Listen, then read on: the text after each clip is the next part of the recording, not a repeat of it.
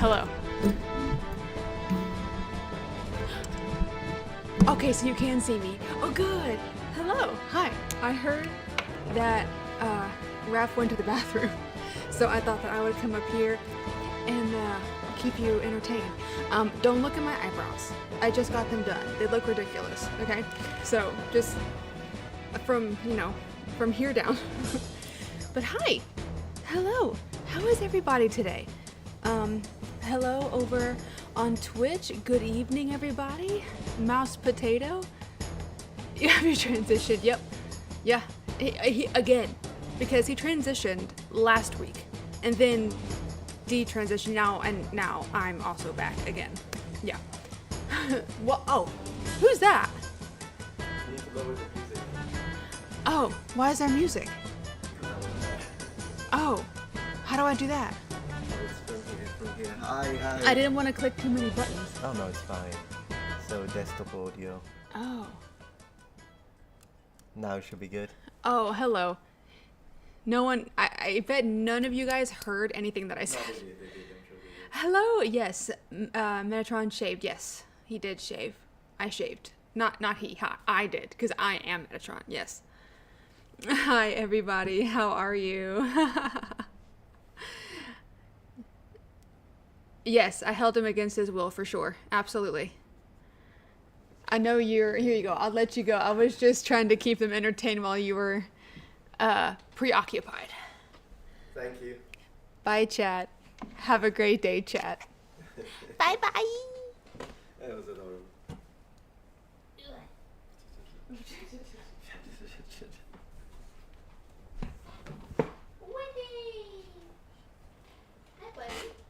Hello. Beard is back. The beard is back, guys. Hi. Hello. All right, let's get the mic working. How you guys doing? All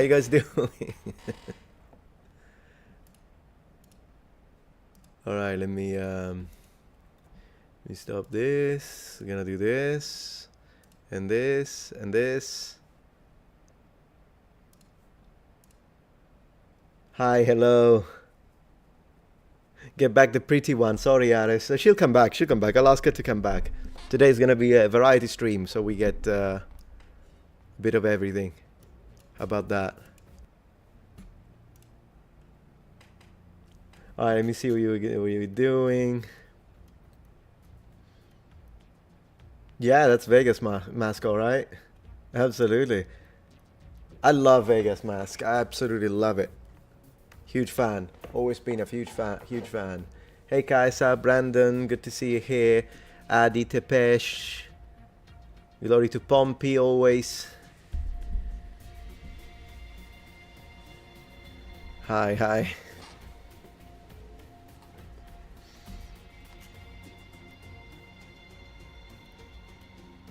We gaming? Maybe later tonight. Let's see how you're doing.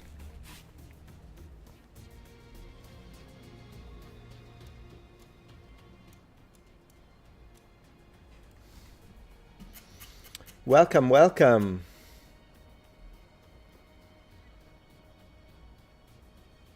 I love Metal Gear franchise. Rurouni, yeah. I started with the first one. It was pretty good.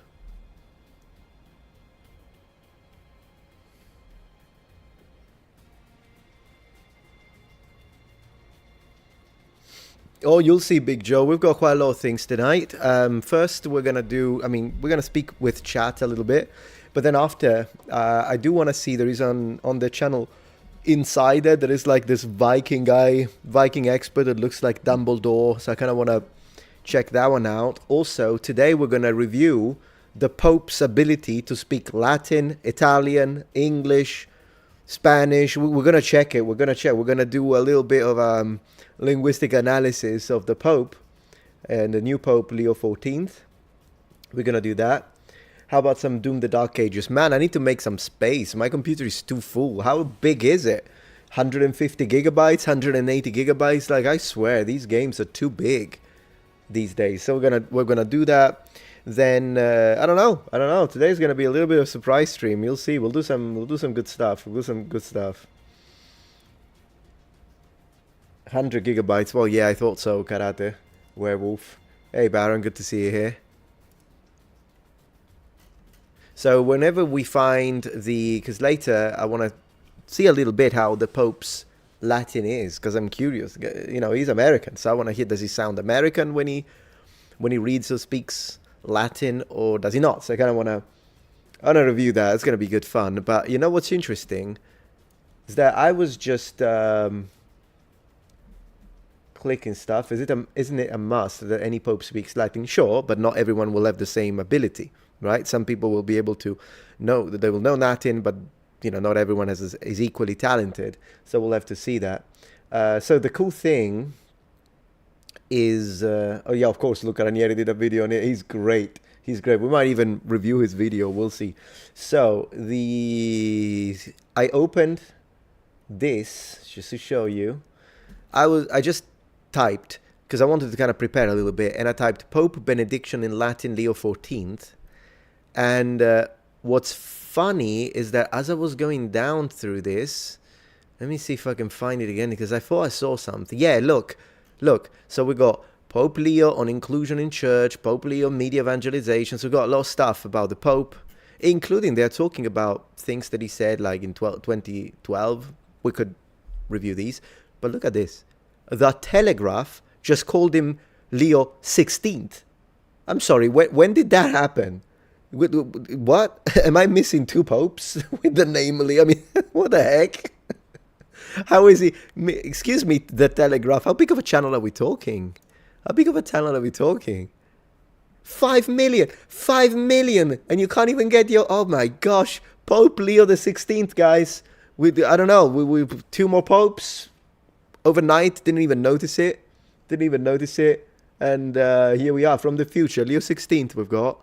Streamed 5 days ago. Goodness gracious, in 5 days no one says it. Like, let me check the comments. I gotta know this. That's a beautiful shot. I'll give him that. Let me see. Thanks for being the only channel I could find. Blah blah blah. Nice to hear Latin again. Ooh, we'll have to check this. Heavily quiet. Yeah, exactly. Leo 14th. I mean, one exclamation point would be enough to convey an exclamation. You don't need to put 15 exclamation points. But I do understand the feeling, madam. I do understand the feeling. Yeah, I was hoping for Pizza Balla tell me about it. I mean, I talked about it the other day, but totally, because it could. Then if he chose, instead of Leo, he got the name John, we would have had Papa John's Pizza, because Papa means Pope, so Papa John's Pizza. That would have been great, but whatever. We can't have everything in life. It is 14th rather than 16th. Someone offended? Yes, 16th, exactly. I mean, yes, exactly. They still didn't change it. Everyone is telling you. Like, yeah, what can I say? It's just me. It's just me, guys. Maybe I shouldn't scream, but yeah. See, very beautiful and solemn. God bless Pope Leo XIV. Too bad this video is not about Pope Leo XIV. It's about Pope Leo XVI. Since we are talking about these lovely things, you know, have you ever seen, because we're talking about numerals, right? Roman numerals. Have you ever seen, let me see if I can show you what I'm talking about. Let me just, 1 second. There you go. Let me open Paint. I'm going to open Paint, guys. I'm going to be a painter now. I'm going to be a painter just for you. Just for you. Quality stream, quality content. Now, let's use red to be appropriate with the Romans. How about that? And yeah, that's good. Let's use whatever. Is this going to be a little too small? I never learn how to do, like, let me see. Yeah, it's a little too thin. Come on, give me something nicer. Give me, let me see. Not this. I'm clicking this. Okay, great. Give me a nice oil brush.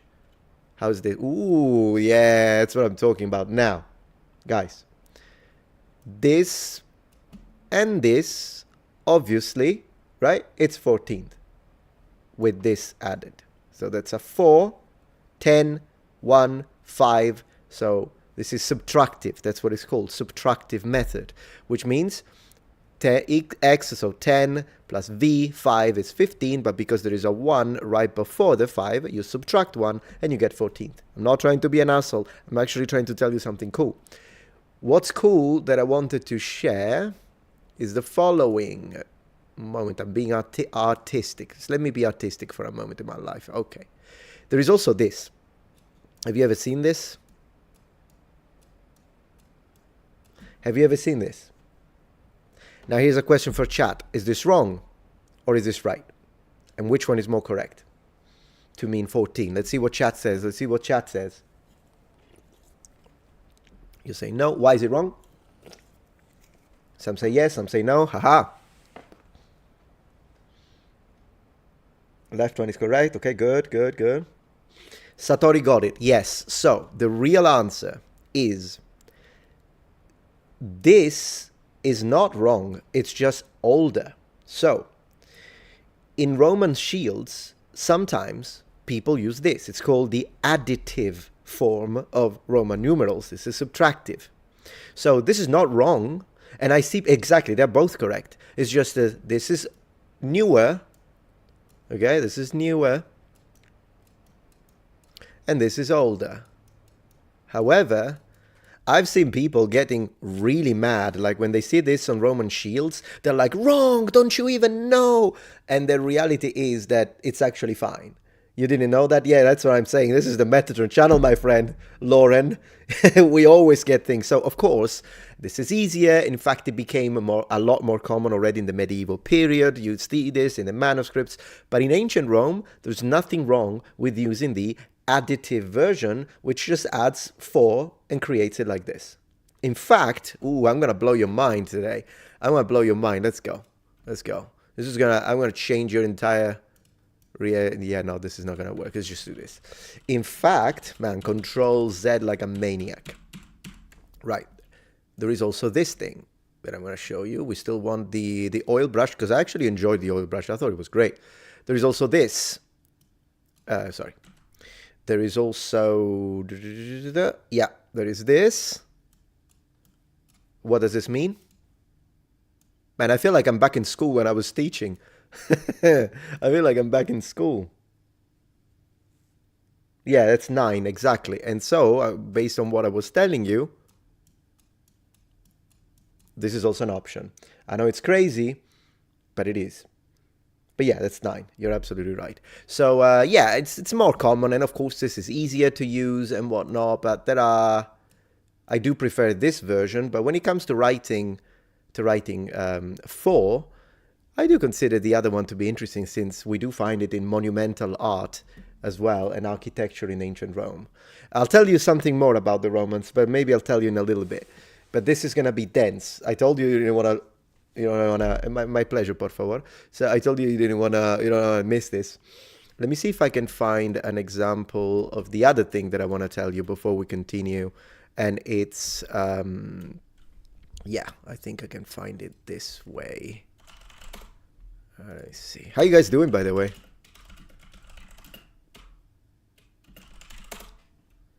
Yeah, I think I found what I wanted. So I'll show you what I'm talking about. Man, I'm going in with the facts today. I'm going in with the facts, guys. Because when it comes to ancient Rome, one thing that I'm often asked, and then I'll read chat. One thing that I'm often asked is, but how do you know? How do you know? Like, how do you know that they pronounced something in a certain way? How do you know that the vowels are long? How do you know the vowels are short? Those kind of questions. And there is a way to know. Thank you so much, Single Cell Organ. I appreciate your support. You know what? How about we make this stream fun? I just had an idea. He just donated $10, right? He just donated $10, and I can see this on my end. Because it's keeping count. That's what it does. I don't know if you know that, but as a YouTuber, I can see and it tells me every time someone donates. As soon as we hit 50, I'm going to put the mask on. Alternatively, if we hit 10 members in the channel, mask on. I'll put the mask on for 5 minutes just to make it fun. We're going to have fun. I appreciate your support, Single. Really, really nice of you. Thank you so much. Today we can make it a mask. Let's see if you're gonna make me keep the mask on the entire time. That's what I'm gonna do, guys. That's what I'm gonna do, guys. Thank you for the $2 support. Appreciate that. Thank you. Man, it updates in real time. That's insane. That's one thing they did right on YouTube is the money. One thing they did right. Did you know that today, we'll talk about it, but today they are implementing yesterday they implemented a new algorithmic change, quite a few in fact, and I just hope that it's not going to mess things up, because the subscribe stuff, my subscribers are going down. Literally, every time I refresh, I have less subscribers. When I start this morning, I had 981,058. Now I have, I'm going to tell you right now, it keeps going. Every time I refresh, I have less subscribers. I don't know what the heck they did yesterday, but they broke something with the algorithm. Look at that. I'm going to share. Yeah, and even the video today did pretty badly, unfortunately. For some reason, but that's okay. Maybe people weren't interested, maybe people are not getting notifications, but yeah, this is the current numbers of subscribers that I have. This morning I had 981,058, so 100 people just like that. I have no idea what's happening, guys. Subscriber disappearing is nothing new. I know, but not at this speed. 100 in a few hours is not normal. Like, I know, of course, usually like some people get unsubscribed, but it compensates with the new people coming in, and then the difference between the two is your actual subscribe growth. That's how it's calculated. But every time I refresh, I have less subscribers. So I have no idea what on earth is going on, but here we are. We go with the flow. I do appreciate everyone subscribing to the channel, by the way. I do. And if you have a channel, if I see anyone with a tick today, I'm going to ask if that's happening to them as well. Because I don't want to be like already, oh, YouTube is trying to cancel me. I don't want to do that. I want to gather data and see. Because if other YouTubers are also experiencing this, just stop refreshing. That's a good point, Simon. I love the humor, by the way. You guys are top notch. So if I see other people, then that could be interesting. To be like, okay, so maybe it's the algorithm that changes yesterday and whatnot. But if other people are like, oh, no, it's not happening to us, and then every time I refresh, I lose subscribers, I'm like, there's something wrong. Then I'm going to start thinking, is this some kind of shadow ban? I don't know. But I don't want to speak too soon. Yeah. So there is that. All right, so let me check very quickly, because I wanted to find, there is an image that I wanted to show you. And I found it. Ladies and gentlemen. This is from an older video of mine, but we can use it to discuss. So, you know how people, you wouldn't be surprised, you tell me about it. All right, so you know how oftentimes we are like, how do you know that the Romans actually pronounce, how do you reconstruct classical Latin pronunciation? Because it's not like the Romans recorded themselves and then we can listen to them. Well, the thing is that I often say, well, the Romans told us. Look at this inscription, obviously in Latin. But if you note, look at, obviously the V is a U, all right? It's a vowel. Now look, what's on top of the O? We have a little cut, right? Now look on top of this V, which is a U, there is a cut again. There is another cut here. And then the other thing we can see is that if you look at the I in this inscription, some are short, some are taller.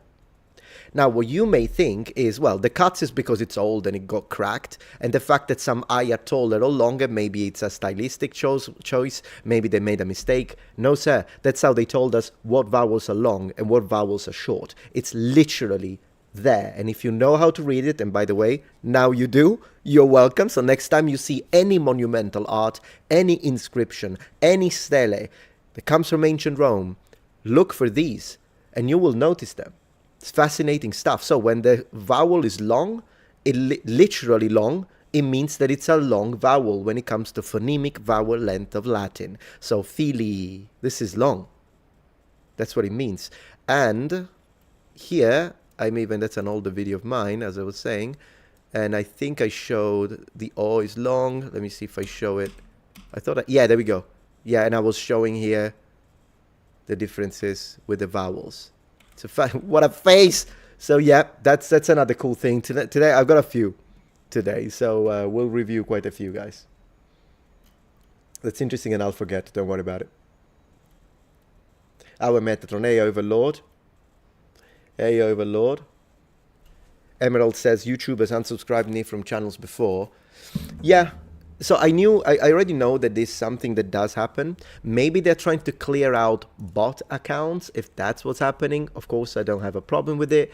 But it is very strange. It never happened in my 12 years on YouTube that I refresh and I have less subscribers. This never happened. and it's been happening consistently for the last few days, with a particular emphasis today and yesterday. And due to the fact that yesterday new algorithmic changes have been published, I'm starting to think, what rate did it occur before? Before, losing subscribers occurred always at a rate which was inferior to channel growth, so I wouldn't see it. Every time I refresh, I have more subscribers. That's what would happen throughout my entire career. Given sometimes you have a very good growth, like 20,000 subscribers. Other times, not so much. So maybe it's 8,000 subscribers a month. Other times it went up to 75,000 subscribers a month. Then it went down to, once again, 9,000, 5,000. But it took months for that to happen. What has happened now is that in the last, I want to say 2 weeks, I went from a growth of almost 15,000 subscribers a month to 900. 900. That is a monumental spiraling down, and it doesn't feel, and then it just coincidentally happens with major changes with the algorithm. I feel like they screwed something up. Yeah, that's massive. My channel's growth right this second is the same as my third channel, the gaming one that only has 13,000 subs. They grow at the same rate, and that's not normal. That's not normal. So I'm going to see how this goes. Of course, you'll notice that I will be a little more pushy on my videos now. Well, I try to make it funny. So I filmed a few sketches when I'm like, come on, subscribe. Yeah, what are you waiting for? Like, I try to make it fun so I don't annoy you. But you'll see that I will have the thing popping up. Subscribe, please subscribe. I'll be doing it a lot because I need to try and counter this. Also because, guys, we are 20,000 to a million. 20,000 to a million. Shifting content, there was no shifting content. No, mud. Not whatsoever. I know that sometimes it happens. Not the case. Not the case. If anything, there was a shift in content in August. But in August, I was growing at 25,000 subs. So the shift actually helped. Strangely enough. So, yeah. I know, Bong. I know. But anyways, we'll ride through it. We have been through problems before. And as a community, thanks to you, I know we will ride through it. But if you haven't subscribed yet, please consider. I would really appreciate that. And do check to see if you've been unsubbed. And I hope you don't mind that you'll see me pushing up the tick, tick, ding. Also, I swear, I've been methodical about this. I found a little sound effect for when the little animation clicks the bell that is not annoying. Because the actually annoys me. So I found one that was like, ding. I'm working to try and maintain it as not annoying as possible, guys.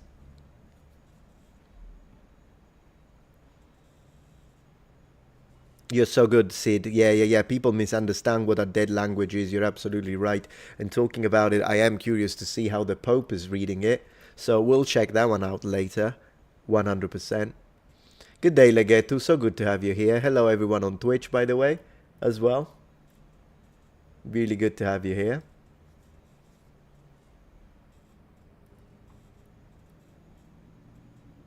Do I provide tutoring services? Asks Baby Yoda. Not at the moment. In the future, we'll see. But rather than one-on-one tutoring, I don't think I used to do that a long time ago. I don't think I would do it now because I would have to charge too much. Not because I'm some kind of a big shot, but simply because, instead of doing that 1 or 2 hours of tutoring, I could do a sponsor. So if I do the tutoring, I can't do the sponsor. So the only way I can justify it is if I charge very much, but I don't want to do that. It makes me feel bad.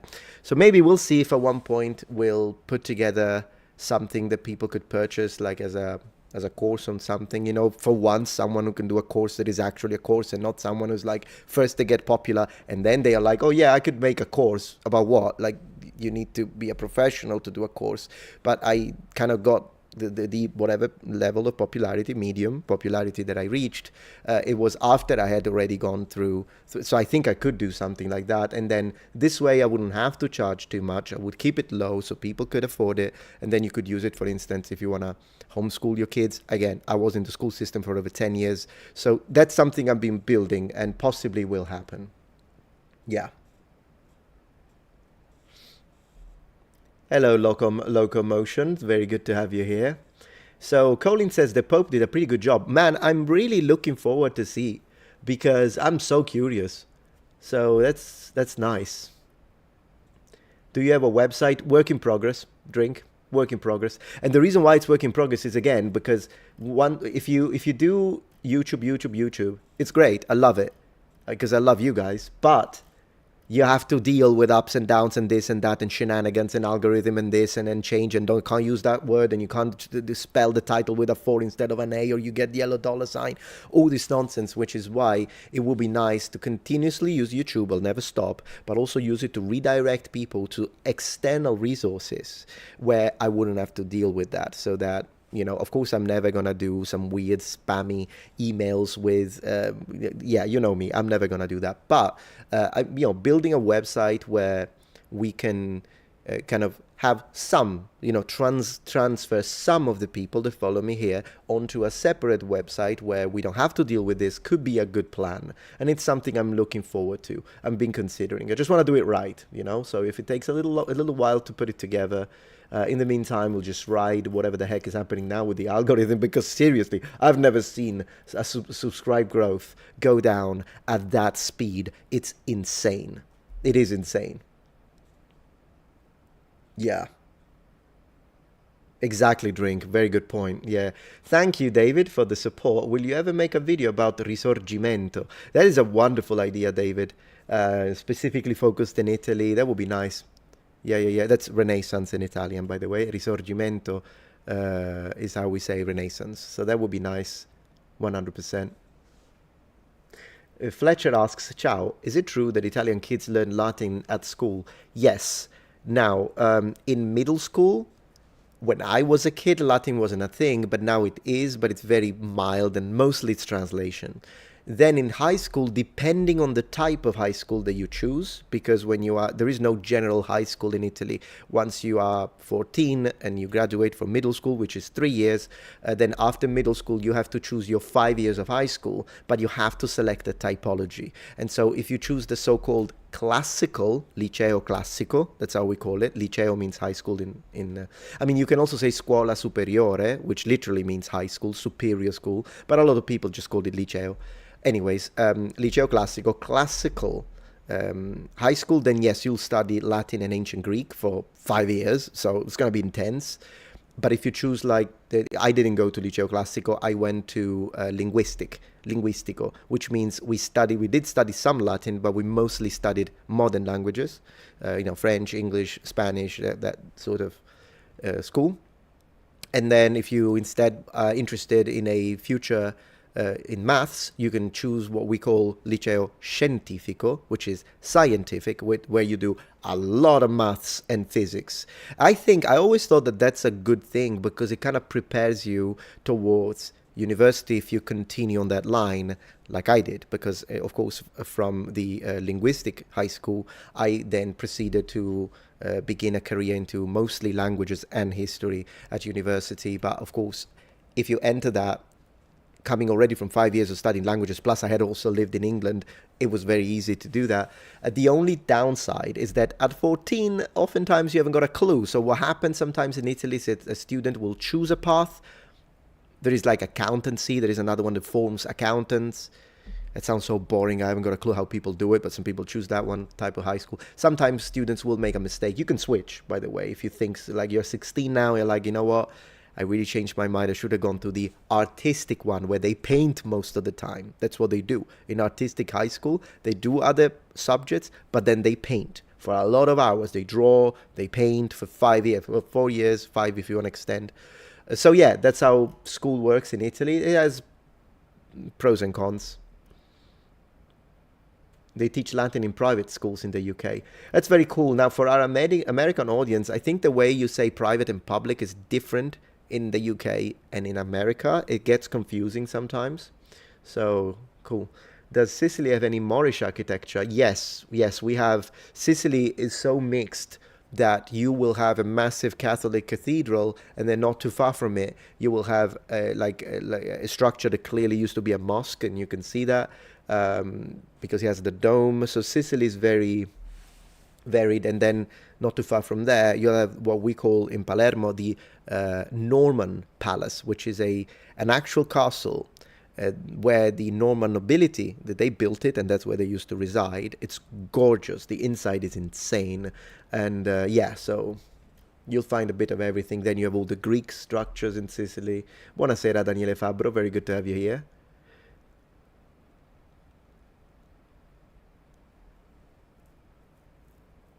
Let's see.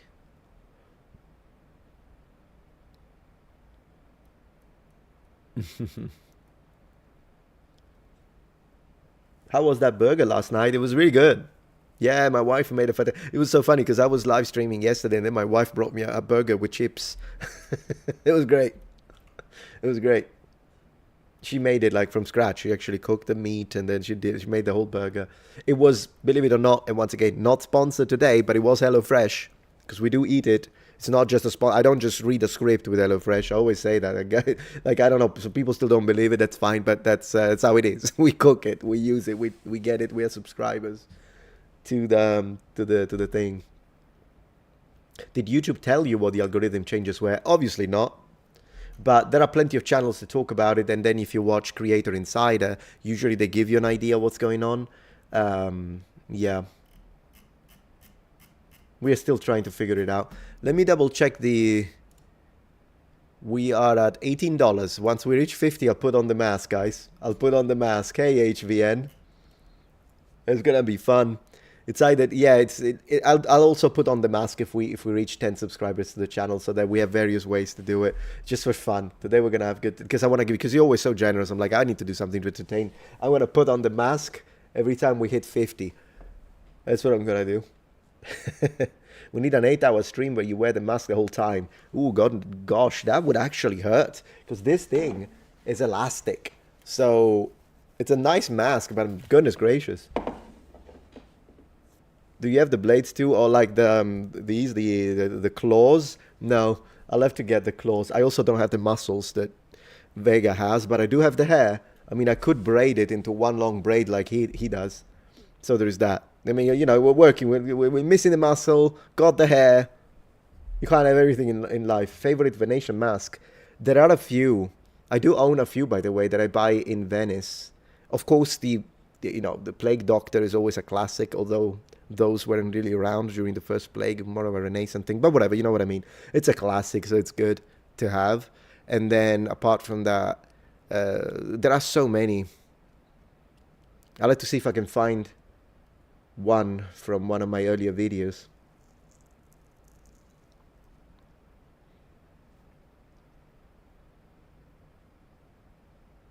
Thank you, Dark, for the support. The Vega mask always reminded me of the mask from the anime Phantom, Requiem for the Phantom.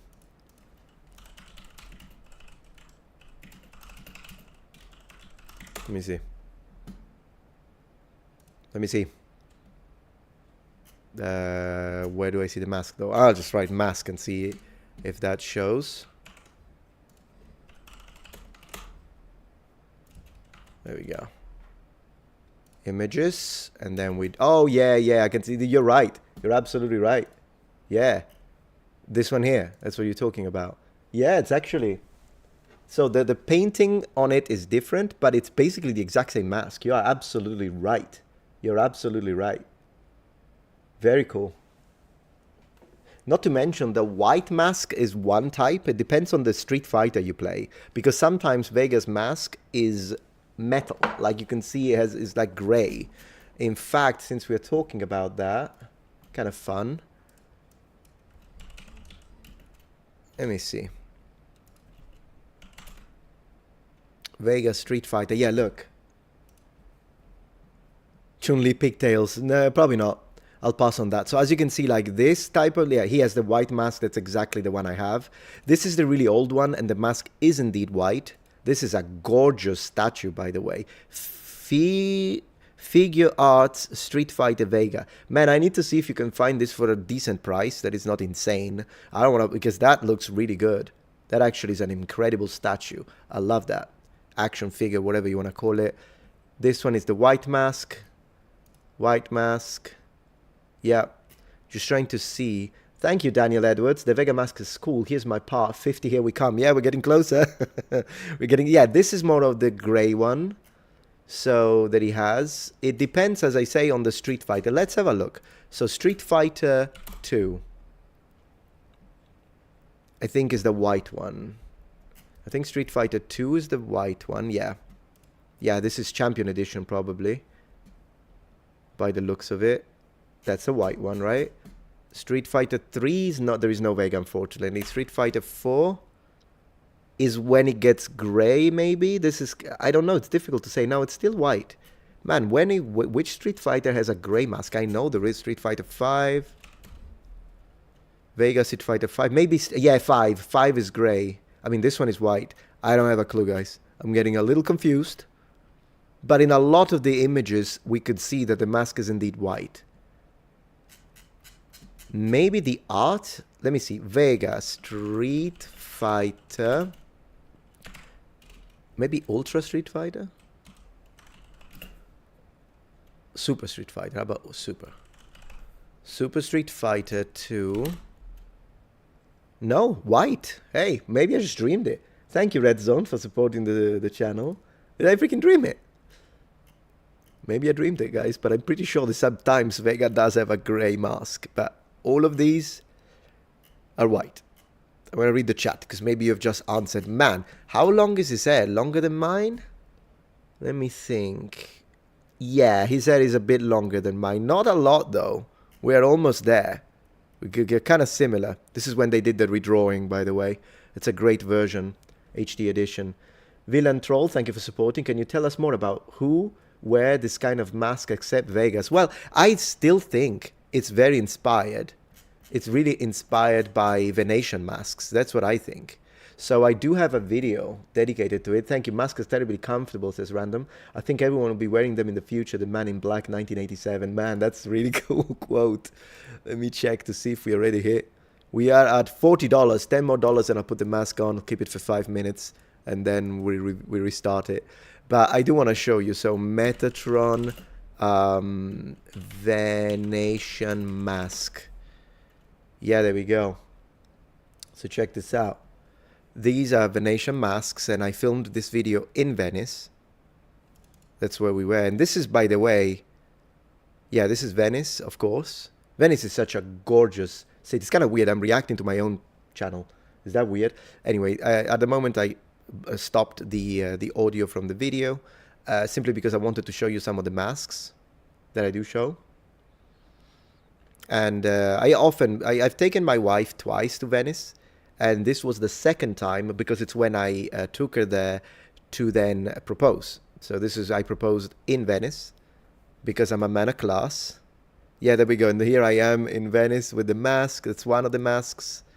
Let me see. This was from our hotel, by the way. This is from our hotel. Does Venice smell bad? Not really, no. I'll be honest, no. This was the view from our hotel. Here are a few, this is me, a few more masks, because it's the Carnival. That's what it is. Yeah, Bauta. Very good, Daniele. Thank you. I forgot that name.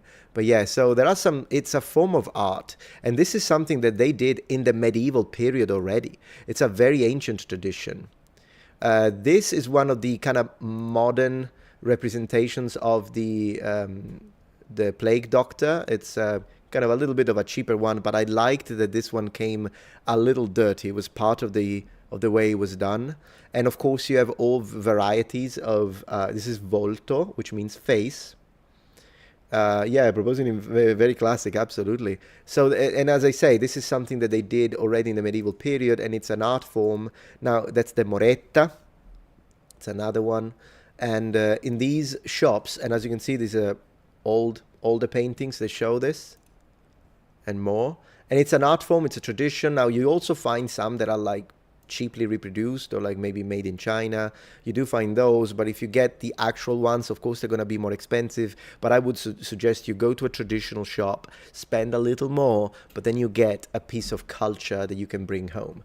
And boom, guys, yeah, I think the first one was the Beuta, but we just hit 50. So, and just so people know what we did, like, why is Metatron wearing that? Let me do this. There you go.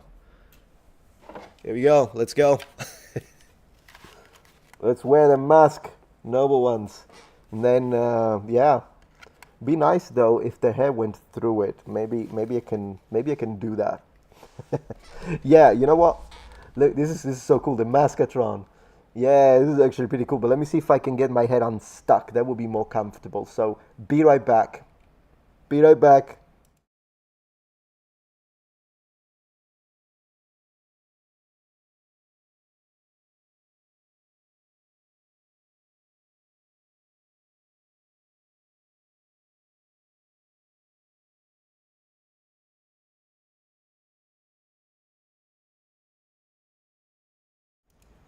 Yeah, better. Yeah, this is definitely more comfortable. Well, hello. Welcome. Masked Metatron. Masked Metatron. That's good. Thank you, Kristen. I appreciate that. Oh goodness gracious. Yeah, this is gonna be fun. This is gonna be fun. Yeah. So welcome to the masked stream, I suppose. Welcome everyone to the masked scream. I keep saying scream. I don't know why I keep saying scream, guys. The Vegatron. Yeah, yeah, yeah. You know what? Tonight we should do a playthrough of Street Fighter, one of the old Street Fighter, as Vega while we wear the Vegas mask. I'm so gonna do that. By the way, how's my voice? Dark Souls 2 has a similar mask. Ooh, I need to look that one up. Let me see. Dark Souls 2 mask. Let's see. Yours. Oh, look at that, man. You guys know everything. I don't know anything. You guys know everything. Look at that. So, yeah. That looks awesome. And in fact, it does remind me of Venetian masks, as I was saying, which is, look at this. You know what? You need to see if you can find this on eBay. I would totally get it and wear it during a live stream because that looks awesome. I love masks. I've always liked masks. Again, in Italy, they're a big deal because of Venetian Carnival. Um, so yeah, I think we all like masks because of that. But I have to say, yeah, the voice is a little muffled, but here we are.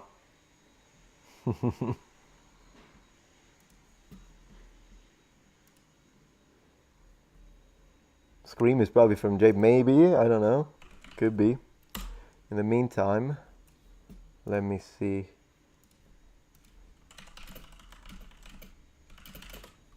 Alright, let me close Facebook because I always want to keep my Facebook closed while we are live streaming. Let me put this here in the front. It's always nice.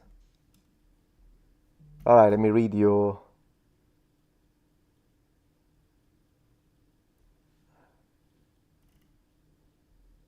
Let's see. I've always pronounced it Venetian.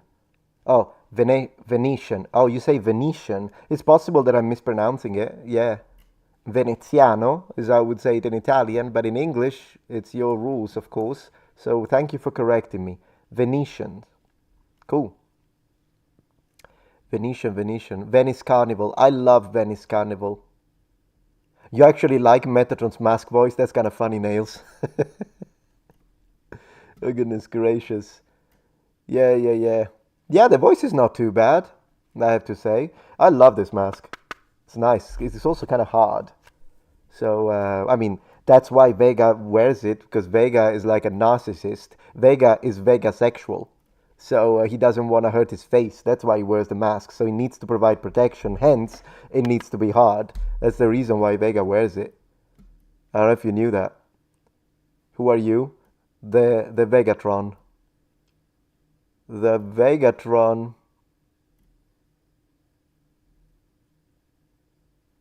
Those Venetian masks remind me of Mardi Gras. Sure, and I think in Brazil they have a massive carnival and like the culture of carnival. I would say, apart from Venice in Italy, and everywhere in Italy, by the way, we wear like if you write Carnevale, I'm gonna show you in Italy in the Italian context, Carnevale Veneziano in particular, but in all of Italy, Carnival is a thing. It's just that in Venice, it is so incredible. Just moving this right here for a moment. Yeah, so in Venice, you will see this just around the town. which is so characteristic. It's really, really beautiful. As I say, it's a form of art. It really is a form of art. So during the carnival, you just walk around town and you see everyone dressed up like this, including children, I was about to say, yeah, including kids. So it's like it's a family thing. It's a family thing. But yeah, look at these guys. Carnevale Veneziano. And to think that they've been doing this since back, because the thing is, in some areas of Venice in the Middle Ages, sometimes they would also do it because they were gonna do something a little dodgy, and so they didn't want people to know, and so that it was you or it was the baker, because that type of stuff, and so they would be wearing then the masks. The nobility did it as well because they didn't want to be recognized. It became really a thing up to a point that the church had to get involved and say, guys, you're doing it too much. It's kind of there is an interesting story behind it. Now, regardless of the Veneziano, specifically, Carnevale in Italia. Yeah, the pictures just show the Venetian one, but everywhere in Italy, not to this level though. Venice is special. But in Italy, during Carnival, kids dress up. People dress up and walk around with their children, dressed as a cop, as a police officer, as a pirate, as a little knight. And I dressed as a Ninja Turtle when I was a kid. I dressed as a Ninja Turtle. So yeah. Good evening, Winter Suns. Good to have you here. All right, back on the chat. Let me see how we're doing. Thank you so much for the support, Talos. Have you seen the Assassin's Creed 2 E3 trailer? They show these masks in Venice. Yeah, now that you're saying, of course. Oh, sorry.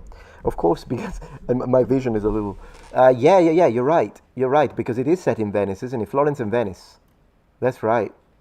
Two gorgeous cities. Two gorgeous cities. What is a Sicilian's favorite football club?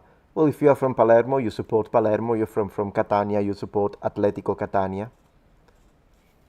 The Brazilian carnival isn't too big on masks. Costume, yes, but not a lot of masks. I see. So that would be a difference, I guess. Yeah, the Italian one is more like masks.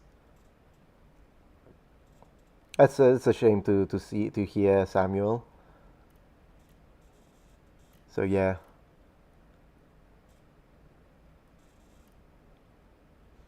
Sicilian turning secretly Venetian, I guess.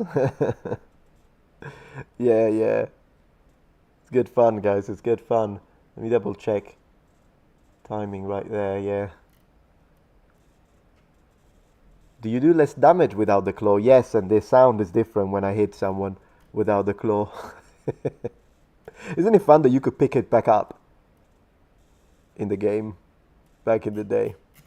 Good game. Still good game. Metatron gonna wanna together are way too Italian for me. True. You're gonna wanna. Yeah, sounds Italian American, doesn't it? Bologna Campione. You're a supporter of Bologna football team. Where did I get it from? Ooh, I got this one many years ago. I think I just got it from eBay.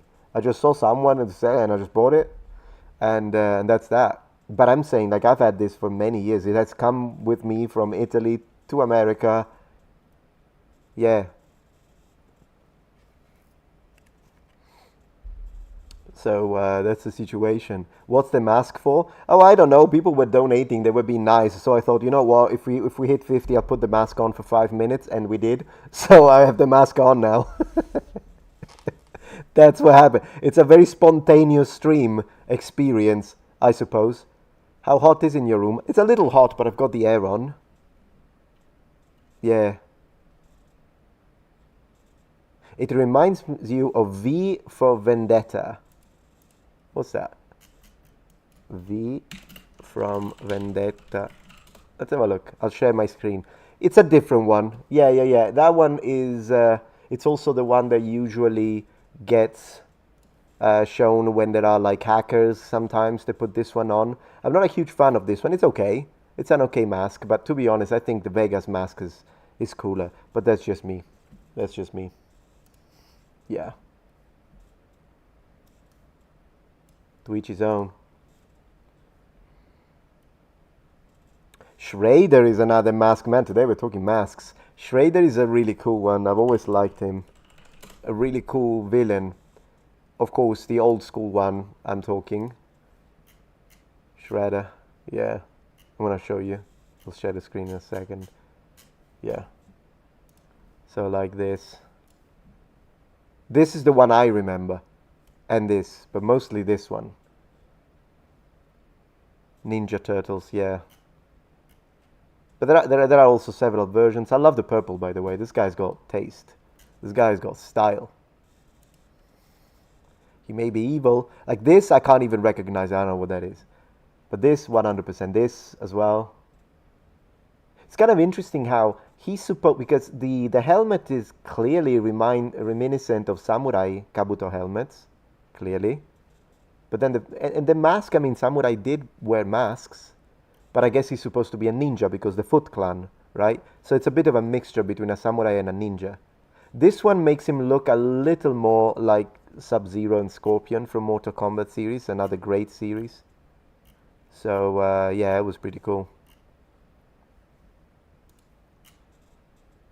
Oh my gosh, you remember this movie? Have you seen this movie? I do. Oh gosh, I remember this one. Yeah, I love samurai masks. There are some, particularly when we talk about Kawari Kabuto. I don't know if you guys are familiar, but the Kawari Kabuto are the strangest, craziest, and coolest samurai helmets ever made, some of which are insane. I love the insect-based ones, like this one, for example, with the dragonfly. These are real, by the way. This one is gorgeous. A lot of early 80s and 70s robots from anime, their heads was kind of inspired by this typology of very strange. Look at this one with the two fish, or this one. A lot of these weren't used in warfare, by the way. They were mostly a status symbol, and also this is one of my favorites ever. This is absolutely gorgeous. This is absolutely gorgeous.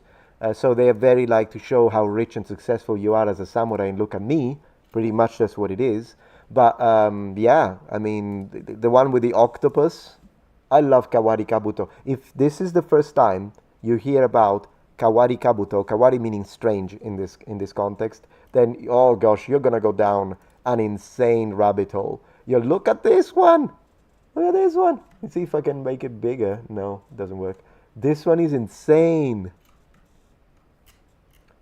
Kawari, oh my gosh. Oh goodness gracious. Isn't this incredible? Incredible. Yeah. Crustaceans. Just put a full-on frigging shrimp on top of my helmet, will you? That will make an impression, all right.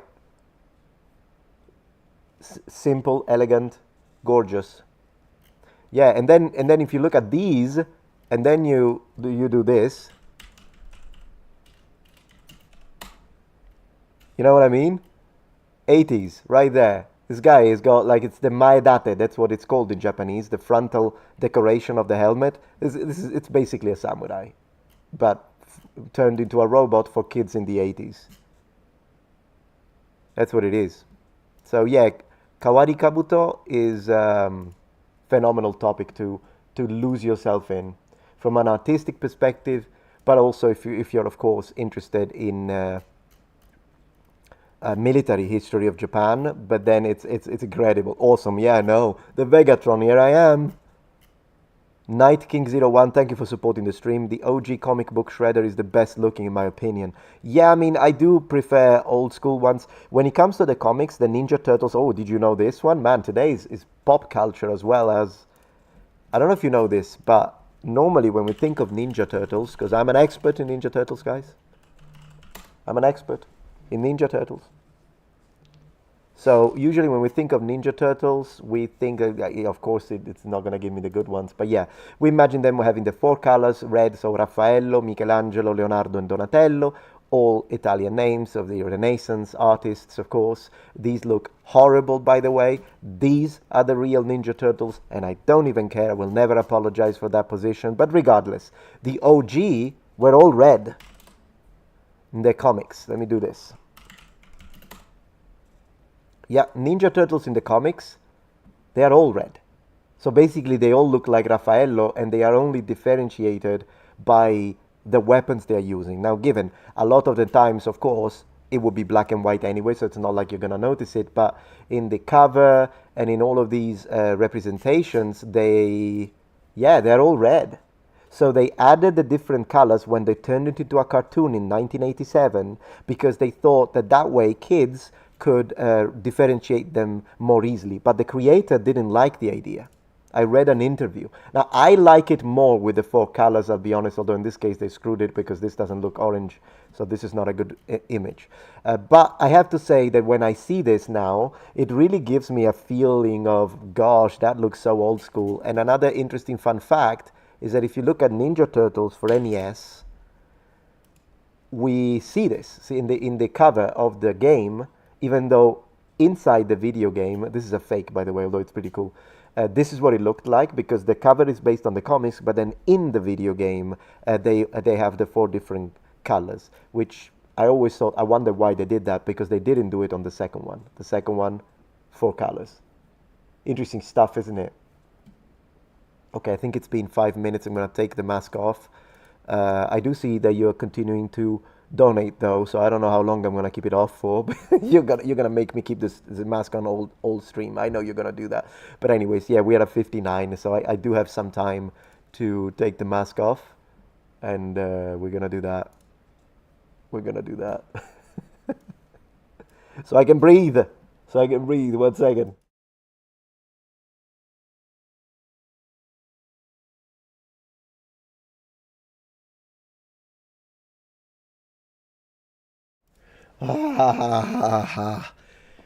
Man, enjoy good laugh. Yeah, I know. It's funny. I'm getting a little pressure here as well.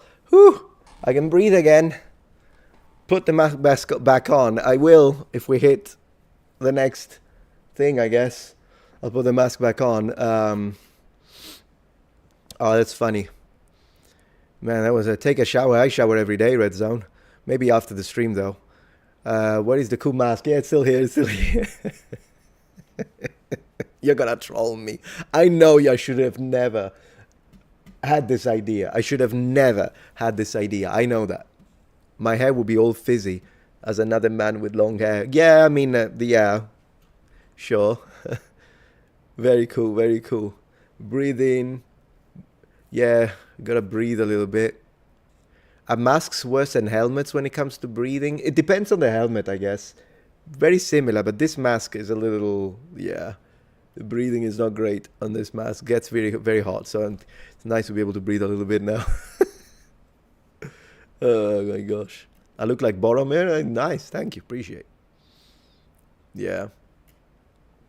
What's your opinion concerning the Ninja Turtle movies? Are they great? The original ones, all the way up to the early 90s? Yeah, I liked them. The one with like ninja rap. That was so good. I liked it, yeah. I always noticed that if you the movies seemed the sort of developed the characters in a way that looked a bit closer to the comics, where like Raffaello, for instance, is kind of badass, like a little, what's the word, brooding, I don't know, I don't remember the term in English, but anyways, he's like very serious. Instead, in the cartoon, Raffaello is kind of a jokester, which to me doesn't make sense because you already have Michelangelo is the comic relief, so you don't need two. I always preferred the approach that you have in the brooding, thank you. I always prefer the approach in the movies and in the comics where Raffaello is like very serious, lone wolf, kind of rebel, badass. I always liked him more that way. Thank you, Elinas, for the 5 CHF. Regarding the Austrian painter, the Mises Institute has videos with some interesting takes, especially Yuri Maltev. I'll have to check that one out. Thank you for the support. So yeah, Raph is the rude one. He is, but not in the cartoon. In the cartoon, he was making jokes and laughing. It's different, at least the old school cartoon. He's supposed to be hot-headed. I agree. Raph is hot-headed. He's your favorite turtle. Same for me, but then again, the reason why he's my favorite is because my name is Raffaello. That's my name. I have the exact same name as his. So as a child, I was like, oh, that's me. That's literally me. But since my favorite color is blue, I think if my name was something else, then I would have probably preferred Leonardo. But due to the fact that he has literally my name, I've always liked him. And so Raffaello is my favorite. Yeah. So there is that. Samurai Mask are some of the best as Agop04 on Twitch. I agree. I agree, man. Yeah. Leonardo was your favorite? Yeah, Leonardo's cool. It's kind of the leader, right? He's the leader. Bit wiser, in fact. Metatron lore dump, precisely. This asteroid, yeah.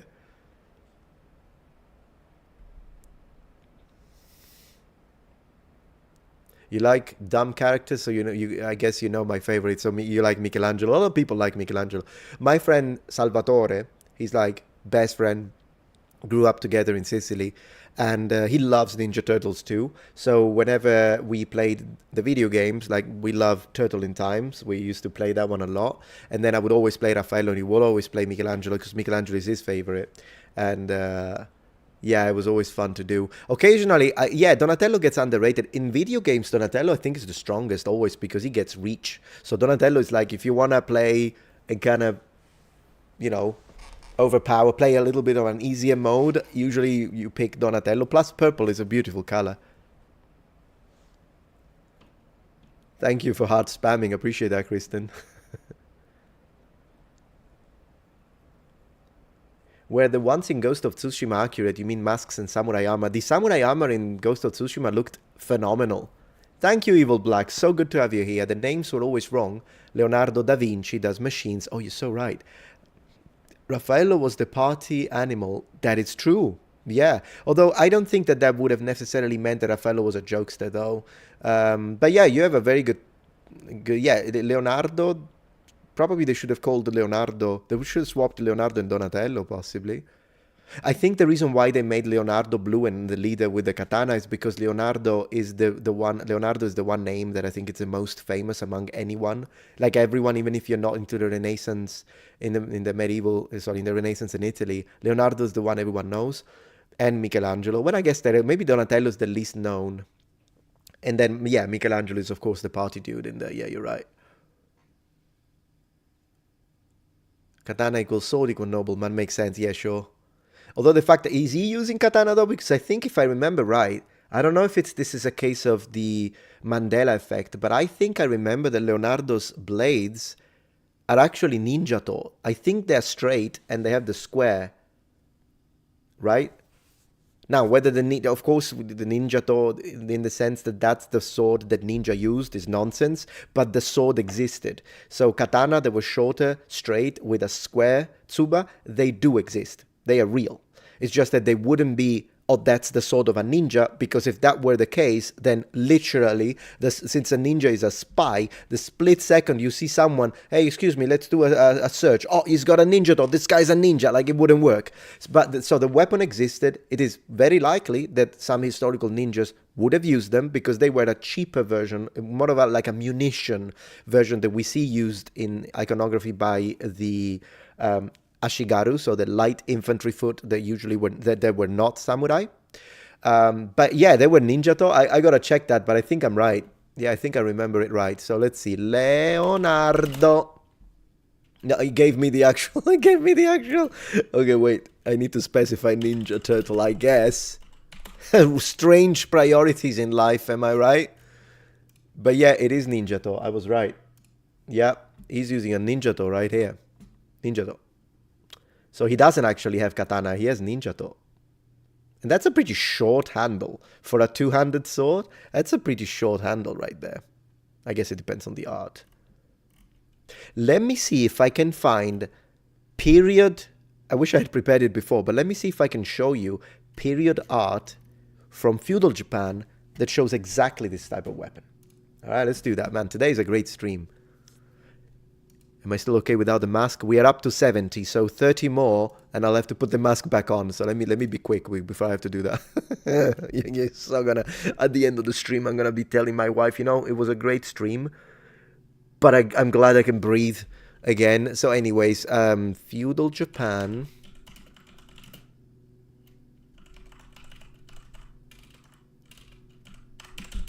Let me see if I can find it. Iconography.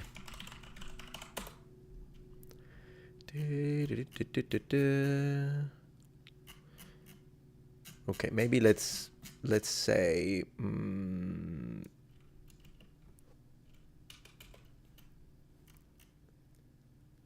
is that one? No. I'll have to see. I might need a moment to find this, but I will find it because when I decide I'm gonna do something, I will.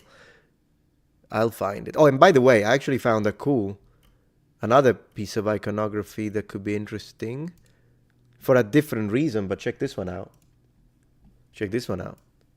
This guy is literally wearing the sword on his back, and this is period iconography. Isn't that fascinating? Clearly it's for transportation. I think they're like crossing a bridge. They're not in combat. He's not even wearing a helmet. But for transport, we do have iconography, and this is a big one. This is a Nodachi, and he's wearing it on his back on top of the armor. And it's not the only, by the way, piece of... I just ran into it randomly now, but it's not the only piece of iconography where we see them wearing the sword, particularly if he has another weapon. Like in this case, the Yari is his main weapon, the spear, that's his main weapon. He does seem to have a shorter sword on the side, and so he decided to wear... Isn't this fascinating?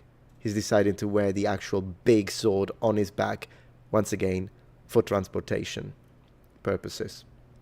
So I thought that was interesting. What is this guy wearing? No, this guy is actually wearing the battle thing. So no, he's dressed normally. And did you notice that his sword here, probably a tachi in this case, his sword is worn edge down, and that's because it's a tachi. When it's a katana, it's usually worn edge up. So that's another way to see a difference in the type of swords that they are wearing. Feudal Japanese iconography is really fascinating. All right, I'm gonna check the chat again, and then thank you, Hussein, for supporting the stream. Your video streams keep me company while I work. Thank you, man. No, thank you so much for supporting the stream. I really appreciate that. I really appreciate that. Hi, just came in. Hey, Milda. I want to ask, what about your upcoming video? What was talking about will come out soon.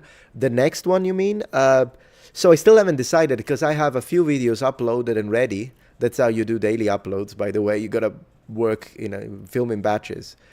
But I've got a few and I still haven't decided. I have a video, once again, about the pyramids, the structures under the pyramids, because I noticed that Graham Hancock on his website made a publication about it. Now, it's written by someone else, but it's on his website. So I thought, how about I review this and see what they say and compare it with the actual conference. So that video is already filmed and it has a sponsor on. So if the sponsor gives me the okay, I'll post it tomorrow.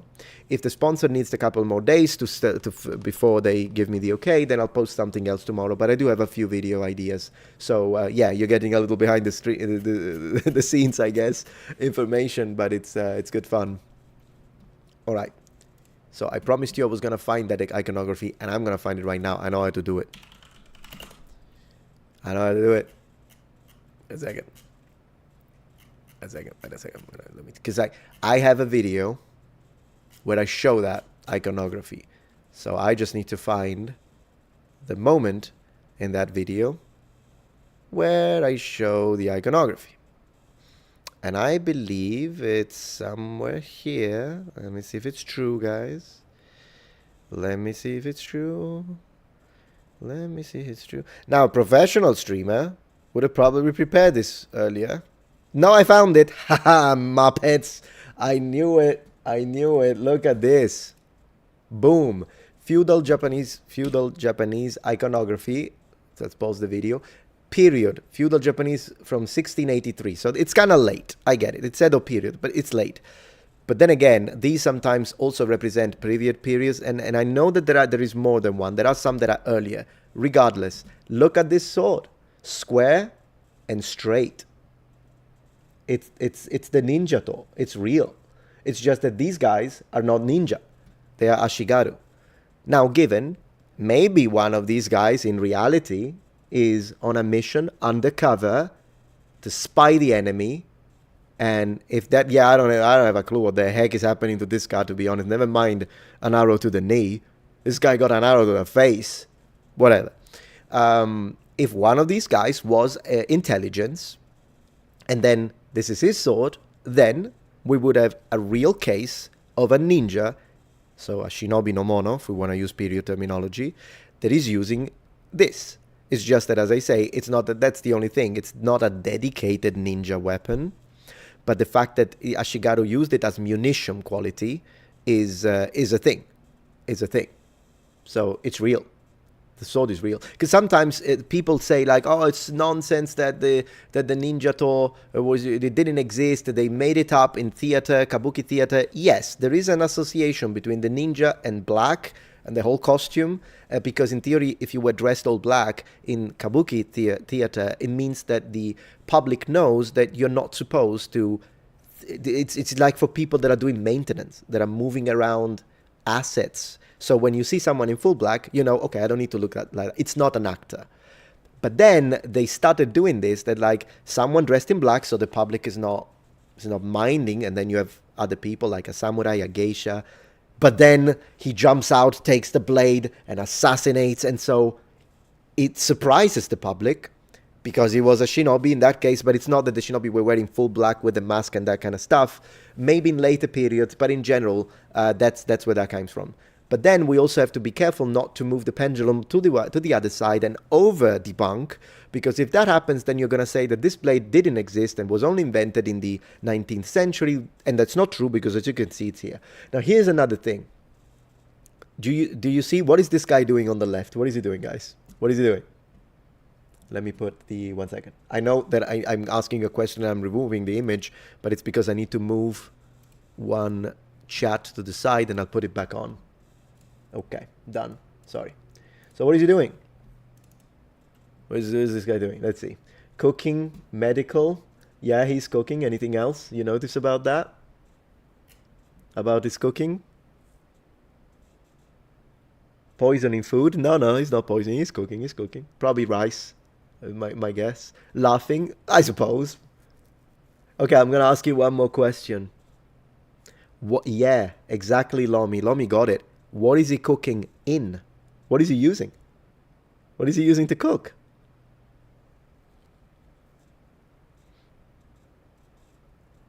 Yeah, that's what he's using to cook is his helmet. That's a helmet. Yeah, he's using. That's mentioned in the sources, by the way. He's literally using his helmet. These two guys are using to cook food. Yeah. Yeah, it's a helmet. That is there. Yeah, that's his helmet. Isn't that crazy? Now, clearly, I think you would only do it if, because of course the fire is gonna f up the paint job and whatever, the lacquer. So I think you would only do it if it's like a cheap helmet that you've got and whatever. So you use it for that if you don't have anything else. But it's mentioned in the sources that you can't do it. So that's insane. Isn't that insane? He's using his freaking helmet to cook probably rice, because usually that's what they would have. Let him cook, guys. Let him cook. So this image is double interesting. This image is doubling, apart from the arrow to the knee. We got an arrow to the knee. So yeah, I wanted to show you that. You know. Yeah, that's called an iron hat. Yeah, I actually at one point was this close to buying a replica, and then I didn't, because Iron Mountain Armory makes some pretty decent ones. Let me see if I can show you what I'm talking about. It's a jingasa. That's what you call it, a jingasa. Just trying to find a good... Yeah, there we go. Thank you, Adam, for the support. Call me and all your noble ones, your beautiful Muppets. Absolutely, you beautiful Muppets. That's the jingasa, few versions. This is the one made by... that I was about to buy because I loved the color as well. So they sell it in black, but they also sell it in this color, which is a bit of a wine red, burgundy, and I would buy it in burgundy. I think it looks gorgeous.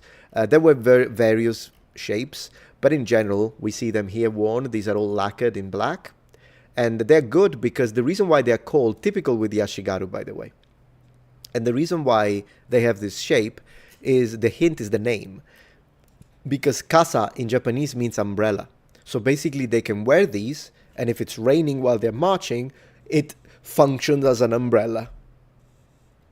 It's your yeah, you like the Sandogasa. Oh, I'll have to check that one out. Oh, Yoshimitsu in Tekken 2. Yeah, totally. Totally. Yoshimitsu is so cool. You like the wide-brimmed Jingasa. Yeah, I mean, yeah, Japanese is so cool. Japanese armor and weapons. I haven't spoken about them in a while, but it's always something that I really like. Did you guys lost connection for a moment or no? Because for a second I needed to refresh the chat. Also, these are very cool. Oh gosh, this looks great. They're very expensive. You can buy these. You didn't? Okay, that's good. It was just on my end then. They look great. So, Jingasa. Yeah, the iron hat. And it's based on this, which is a very typical farmer's hat made of straw that Japanese and Chinese farmers would wear because, once again, it allowed them to work the land if it was raining or do whatever chores that they needed to do and still have both hands ready, because if you're holding something, then, you know, if you're a worker, that's a problem. So this is why in Asia this is very common as headdress. This is the black version, I guess, from, yeah, brown. This is brown version. Yeah, so I thought it was really cool. I always liked the Jingasa. Always liked it. It's very nice. Sniper Wolves HD. Hey Metatron, if you ever need a video to react to, I recommend looking up Hard Blade on YouTube by YouTuber Zen. It is good choreography. Don't be tricked by the art style and armor that does its job. Very cool. And then you put a little barbute. Yeah, sure. I'll consider it as one of the options. Thank you. Tonight I do want to react to a few cool things. I just hope on and we are looking at cones. 10 out of 10 stream. Totally. Totally. Twice a year. Oh, I see. That's where he takes the name from. Very cool. Yeah, ukiyo-e artists. Utagawa Kuniyoshi illustrates samurai mythological creatures. Utagawa Kuniyoshi. Utagawa Kuniyoshi. Oops, misspelled. Oh yeah, I mean, yes, it's super famous. Super famous. Yeah. This is the one with the big skeleton man. We have that one on our TV as a screensaver, this one. And I don't even know why. We have it. And I guess maybe my wife saw it at one point. I don't know if it was like automatic or my wife actually chose it. I don't know. Maybe she knows I like samurai. It's just sometimes I go downstairs and I see a gigantic skeleton on my TV. It's that experience because you have a frame TV. So when you turn it off, it turns into what appears to be like a painting. That's the idea. And then it changes the image. And sometimes I get the giant skeleton in my house. Sometimes I get the giant skeleton, I suppose. I think we also have the massive wave. Gorgeous art. Absolutely. Yeah. Love to see it. I didn't know that that's the name of the guy, but of course I'm very familiar with his art. Man, the Oni. Ooh, that's another thing I love talking about. Oni and Japanese representations, whether they are blue or red. Let's see if we get more blue or more red if we actually write Oni iconography. What do we get? Well, yeah, but that's not iconography. I want to see Oni Japanese feudal images. There you go. We got some red. I know they do blue as well, but it's kind of difficult to filter when you don't know what to type. It's another red one right there. Probably red was the most common, but sometimes they draw them blue. Yeah, look at this one. Fascinating. Have you seen the new Heroes of Might and Magic game that is about to launch? So, Olden Era, right? That's what you're talking about. Yeah, about that one, I actually really wanted to play it. And I contacted the studio, but I don't know if they saw my email, my message, because I know they sent a few review games to YouTubers. And so I was like, can I have one? I'd love to play it. Can I have one? Didn't get back to me, so I don't know. But Heroes of Might and Muppets, Olden Era. Yeah, it looks interesting. It does look interesting. I mean, I'm gonna put the little thing down here as well. Man, the donation mask is so funny. We're almost there, by the way. I'm gonna have to put it back on. But yeah, so the Sylvan faction. So it looks interesting. Yeah, you see a YouTuber who's playing it, and I'm not playing it.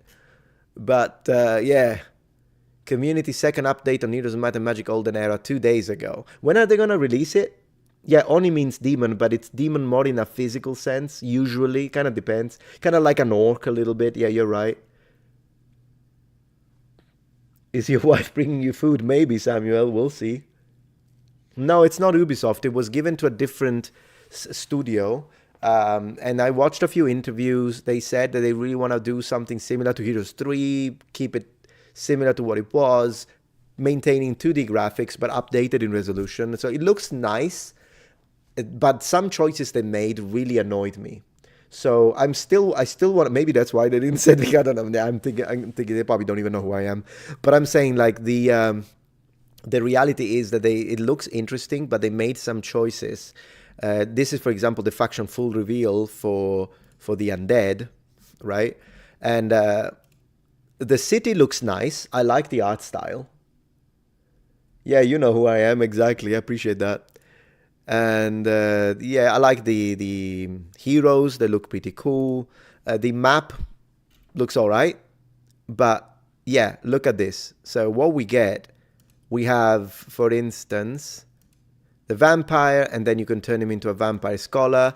I think that's pretty cool. Skeleton, there can be skeleton warrior who's actually carrying his grave in the back. I would have given him a shield like Heroes of Might and Magic 5 style, if you know, you know, but whatever.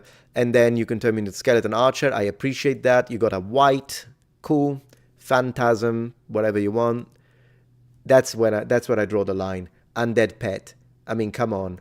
You're basically armored hound. This doesn't belong with the undead. This doesn't belong to the undead. This belongs to hell, to Inferno. And the thing that pissed me off is that in order to put basically the hellhound, they removed the zombies. Who the heck removes zombies from an undead army? So that's a choice, and I'd still play it. Also, Merchant of Death, and I think, what did they remove for that one? I don't know. The Lich, we still have the Lich. We appreciate that. The Dread Knight is still there, looking good. So I like that. But do we have the Dracolich? I don't know if we have. Maybe we don't have the Dracolich. Yeah, I don't think we have the Dracolich, which is insane. To put what? The Merchant of Death? Like, I understand you want to kind of leave the mark and be different. But you have to be different in a... I don't know, I'm just sharing my opinion, you know what I mean. Well, you know how it is. I'm just sharing my opinion, not a huge fan. They also removed the elves from Rampart. Now the archers look more like some kind of fairy creature, which looks good, but you should give me the option. Like, you should give me, you start with the elves, right? Because we all want elven archers. And then you can, when you upgrade the unit, you can choose to upgrade it into maybe like elven rangers, more powerful archers, still elf, or you can upgrade them into some kind of forest creature that still uses a bow and arrow, but now looks a bit like a dryad. If you remove the elves entirely, I'm like, is it even Rampart anymore? You know what I mean? Anyways, these were the objections I have towards the game, but I'm still gonna play it because I'm excited. It's a new Heroes of Might and Magic. We know that Ubisoft botched the job with 7, which was a great game, but just didn't work. Couldn't play a multiplayer game. Yeah, let's see what they do. I mean, I'll take it. I'll play it. I'll play it.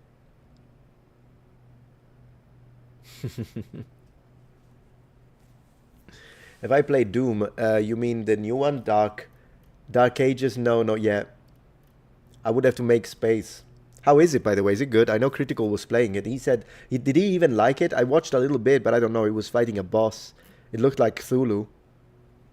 What do you guys think? Is it a good game? And let me check the donations because I don't want to... If I need to put the mask on, I'm a man of my word. I'm a man of my word. So if I have to put the mask on, I put the mask on. We are at $90. Ooh, 10 more and I have to put the Muppet. The Muppet. I have to put the mask on. Unbelievable Freudian slip. Right there. Muppets live rent-free in my head. It's Kermin, guys. Kermin. Rent-free. In my head. Yeah. The mask of the Muppet. The Muppet mask. Yeah, I mean, next stream, if today's stream with the mask goes well, guys, you're gonna force my hand.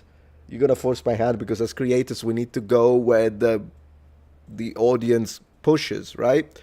And so what I'm gonna do, I'm gonna say it right now. If this mask stream is successful, I will buy a Kermit. I will buy a Kermit, and he will be during the live stream. I will have a Muppet on my live stream. Mark my word. Mark my word. Elves are the best species. Yes, Nicholas, elf supremacy. That's what I want to hear. I'm an elf supremacist. So did you know that I've been trolling people on my Twitter, on my X, because you know how sometimes if I make a video, and don't worry, I'm not talking politics right now, although then again at one point we'll see, because sometimes I do share my thoughts, as you know, since everyone does, and people that share thoughts are very toxic. At least I'm not toxic, so I could share some ideas. Even not that I'm gonna become a freaking political commentator, but the occasional video coming from someone who's not hateful and just shares opinion and is willing to listen to other people's positions could be a good addition to the internet right now, because we're getting to a point where people are going nuts. Anyways, sometimes I make videos, as you know, and then maybe I'll make a video on a topic and people start calling me Nazi, fascist, white supremacist, homophobe, transphobe, and then I'll make another video, and then it's the other side. It's like, you're woke, you're so woke, the Wokatron, you're a weak man. That's what I get. So to troll everyone, because I'm a troll. That's what I don't even care. I'm a troll. To troll everyone, I just typed troll, by the way. My mind today doesn't work. To troll everyone, I did something. Thank you, Joe B. Of course, you had to donate. Now, there we go. Now we put the mask back on. Have you ever played El Shaddai Ascension of the Metatron? Of course I have. That game is a work of art, and I'll show it in a second. But yeah, let's put the mask back on, you Muppets. Mask is on again. Woohoo! And the Maskatron is back. Anyways, 5 minutes of mask again. Thank you so much for your support, by the way. I do appreciate the support. I also appreciate oxygen, though, so hopefully after this we get a little... Anyways, boom. So on my Twitter now, I used to just say just a messenger to do the little reference with the angels in the Bible. Metatron, angel, comes from angeloi, which comes from malachim, which means messenger. So I used to say this, but because people keep doing that, I decided to troll, and so I called myself truth supremacist, truth-centric, lifephobe. Boom. 100% trolling. That's the trollatron right there. The trollatron. And I will not apologize for it. I will not, and Vega will be proud. Vega will be proud. Vega will be proud, guys. So yeah. Okay. It's so funny if someone comes in right now and they're like, Metatron has lost it. We lost him.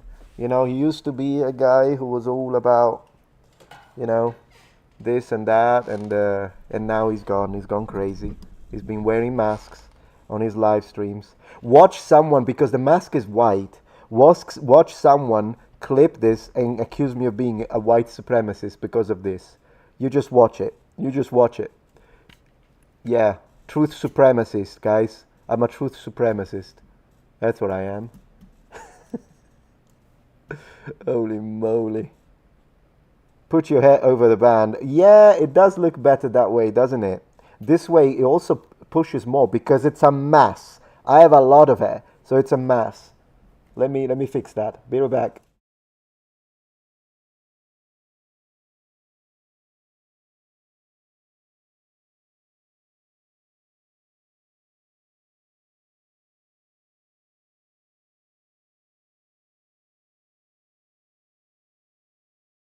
And for the people for the people that are going to be offended by the color of this mask, wait until they see the color of my dog. You wait. So that's going to happen. Tomb King, fair. Ooh, I like Tomb Kings. They're really cool in Warhammer. Long hair and mask is just a chef kiss. I agree. I think that's why they made Vega with the super long hair. I think it fits. I look fire. Thank you, Enki. Appreciate that. Take it off, bro. I can't. I promised. I promise. We hit another $50, so I've got to put the mask on for 5 minutes. That's the rule. I made the rule. I'm a man of my word. It's gotta happen. And here we are. Yeah. White face. There you go, Empu. Yeah. So radical. Yeah, I'm such an extremist, guys. I can't believe it. I can't believe it. How are things on Twitch, by the way, guys? I am gonna. So I finished Ghouls and Ghosts the other day. I finished Ghouls and Ghosts, but it was practice mode. I'm gonna try. I'm practicing because I want to try and finish Ghouls and Ghosts. Super hard game, by the way, for those who don't know. In professional mode, the one that is actually really difficult. I'm practicing just for fun. Who cares? Probably I don't even expect it to get many views at all, but it's just for fun. So that's gonna be great. So yeah, how about that? Let's see. You need an Oni mask for when you go into troll mode. That's a good point. Maybe I could get one of those masks with a super long nose. The Tengu. Tengu could be an idea. Yeah, Vega from Street Fighter, absolutely. Who's not believing what, Overlord? That's a cool name, though. You got a cool name. This is 100% historically accurate Street Fighter 2 lore. You're still in your lane. Absolutely. Absolutely. You know me, I'm all about getting things accurately, getting accurate descriptions, and so here we are. That's where we are.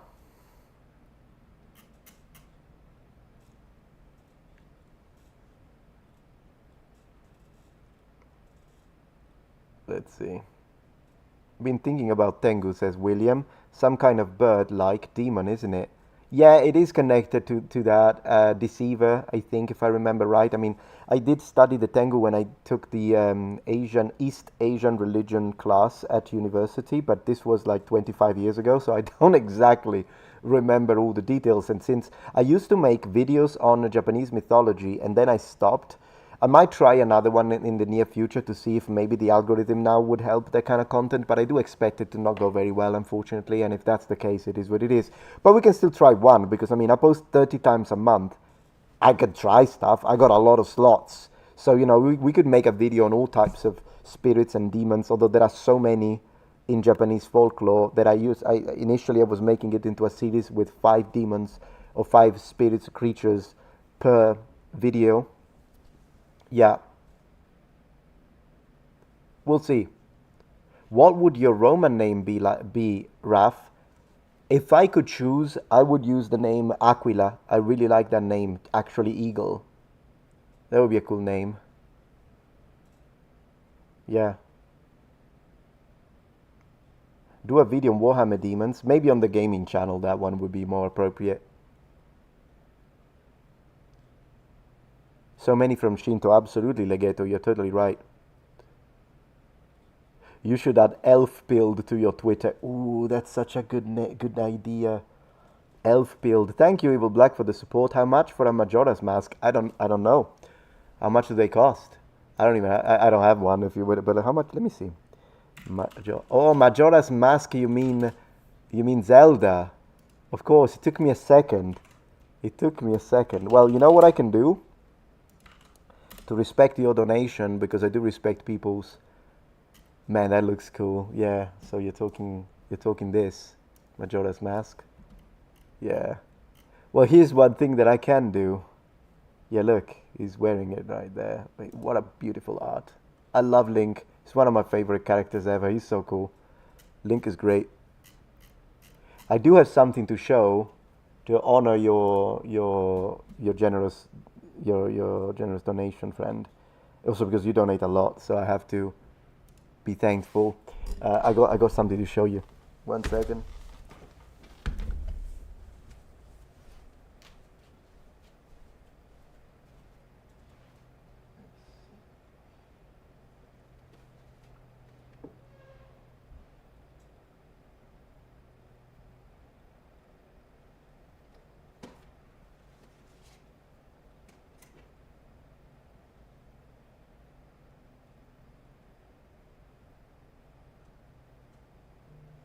It is somewhere. We'll have to see where. I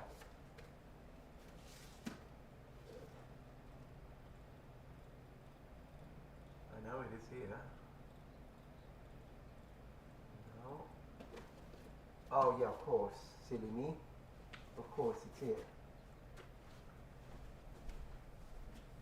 Here you go.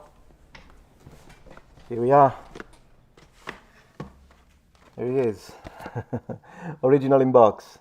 How about that? Yeah, I was looking through the Super Nintendo section and then I remembered, oh, it's Nintendo 64. It's not Super Nintendo, silly me. But we do have a little Majora's Mask here, and then of course the original Zelda. I love keeping stuff in good conditions, both for the history of gaming, of course, for the nostalgia, but in general, I don't know, there is something about cardboard. I don't even know why we pay so much for freaking cardboard, but we do, at least in the collecting space. The one thing I don't do though is sending it to like Wata games and whatnot. I don't do that. I don't care. Don't care about that. Doom releases in 10 minutes. Oh, I see. So streamers that were already playing it, like Critical, they received it in advance, like before. I didn't know that. Very cool. Oh, the dogs are going nuts. Maybe something was delivered. Usually that's what happens. Kane's new song. Oh yeah, isn't it the one? Kane's new song, says Lord Tyler. Isn't it the one about the Austrian painter? Didn't he go nuts with the lyrics on that one? Yeah, I think I heard a thing or two. I think I saw Morgan, Piers Morgan talking about it.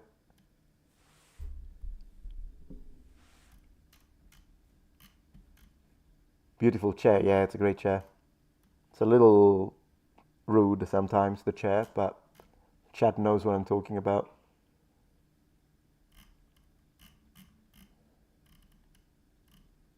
So yeah. Yeah, that dude got banned off Twitch. Yeah, I heard so. Wasn't he like collaborating with Sneeko? Something like that. That's what I remember. Not a huge fan of Sneeko.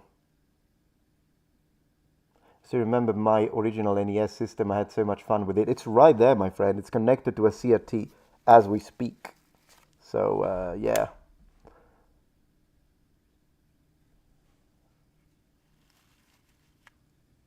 Who got banned? This rapper, singer, artist. He's like super popular, isn't it? Kane, is that his name? Yeah.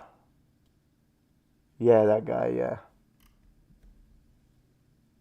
It's crazy because I mean Twitter usually to get banned on freaking Twitter, what do you have to say? Because I mean Twitter almost as far as I know, Twitter doesn't ban that easily, at least compared to other platforms. I remember renting NES before my parents wanted to commit to buying one, sure. Cool. Parappa the Rapper. I remember that one with the karate lesson. That was great. Man, do you remember the karate lesson? Have you got a dog? I've got two. I got two dogs. One is my wife's favorite and one is my favorite, the other one. So she likes the girl and her name is Kiva and she's half Bichon, half Maltese. So she's a little white toy dog, toy breed. And then my favorite is a Pomeranian and his name is Winston. Although then again, she doesn't know that.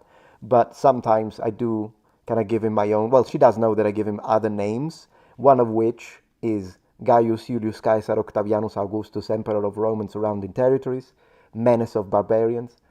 So I do give him that name occasionally, but generally speaking, his name is Winston. Yeah, he's great. He's great.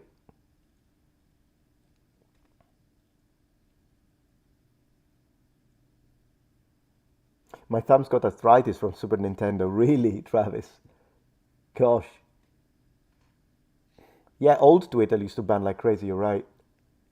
Have I done review on the Maltese language? Yes, on the second channel, Metatron's Academy, there is a video where I try to understand it and fail miserably. Metatron in mask, yeah, that's it. Here we are, mate. Here we are. Yeah.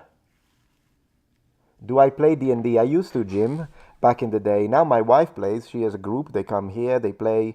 But I usually don't join them unless it's like a one shot. Because if it's a one shot, I will. But I just don't have the ability to commit to a campaign that has like a every week or bi-weekly meeting for D&D, because then they extend for many hours and I've got things to do.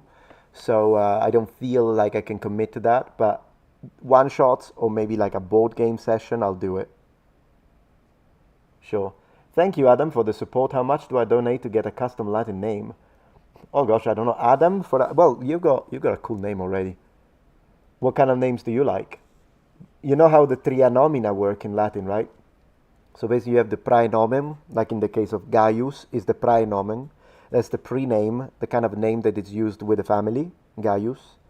Then, when you're young and whatnot, then you have your family name. So if you belong to a gens, so the gentes, the aristocratic families, then that would be a name. Like for instance, if you belong to the Julia, gens Julia, then of course your name will be Julius, and that's not because it's your first name, but it's simply because it's it's kind of the name that every member in the family will have, and you will use in a more formal context. And then to differentiate, you have the cognomen. The cognomen, which could be where the modern last names and surnames originate, but the way they assign that is through a characteristic. It's basically like a nickname, and it's a nickname based on either a physical characteristic, sometimes like in a caricature way, whether it be a positive or a negative characteristic. That's how it would stick to you. And other times it's because of maybe an intellectual characteristic or maybe an order where you're from. But a lot of the times with famous generals and legati, they get the name because of something they did. So that's why Scipio Africanus gets the name Africanus in connection to what he did in Africa, right? When he fought and defeated Carthage, Battle of Zama and whatnot. And similarly, Germanicus is his cognomen that he got due to his successful campaigns in Germania. So kind of modern day Germany, sort of. So yeah, that's how the three names work. So if you want to have your own name, then it would be cool to have like a family name, the praenomen. Then you choose, not a family name, I apologize, like a prename, the name that you use with your friends and family. Then you choose one of the gentes, could be Valeria, so then it becomes Valerius, Claudia, so then it becomes Claudius, right? The family. And then you could create a nickname. I like Maximus a lot. Also, a lot of Roman names are just numbers. They're just numbers. Like Decimus means 10th, because if they had 10 kids and you are the 10th, they call you 10th. So Decimus. The same with Septimus. You're the 7th. Yeah, that's how it is. I know it's weird, but they're just literally numbering the kids. Isn't that funny? The lighting on that mask looks great. Yeah, I agree. It looks good, pretty cool. The light is nice. How it reflects it. Yeah. Fletcher says, one day when I become a father, my son will say, my name is Maximus Decimus Meridius. Yeah, that sounds cool.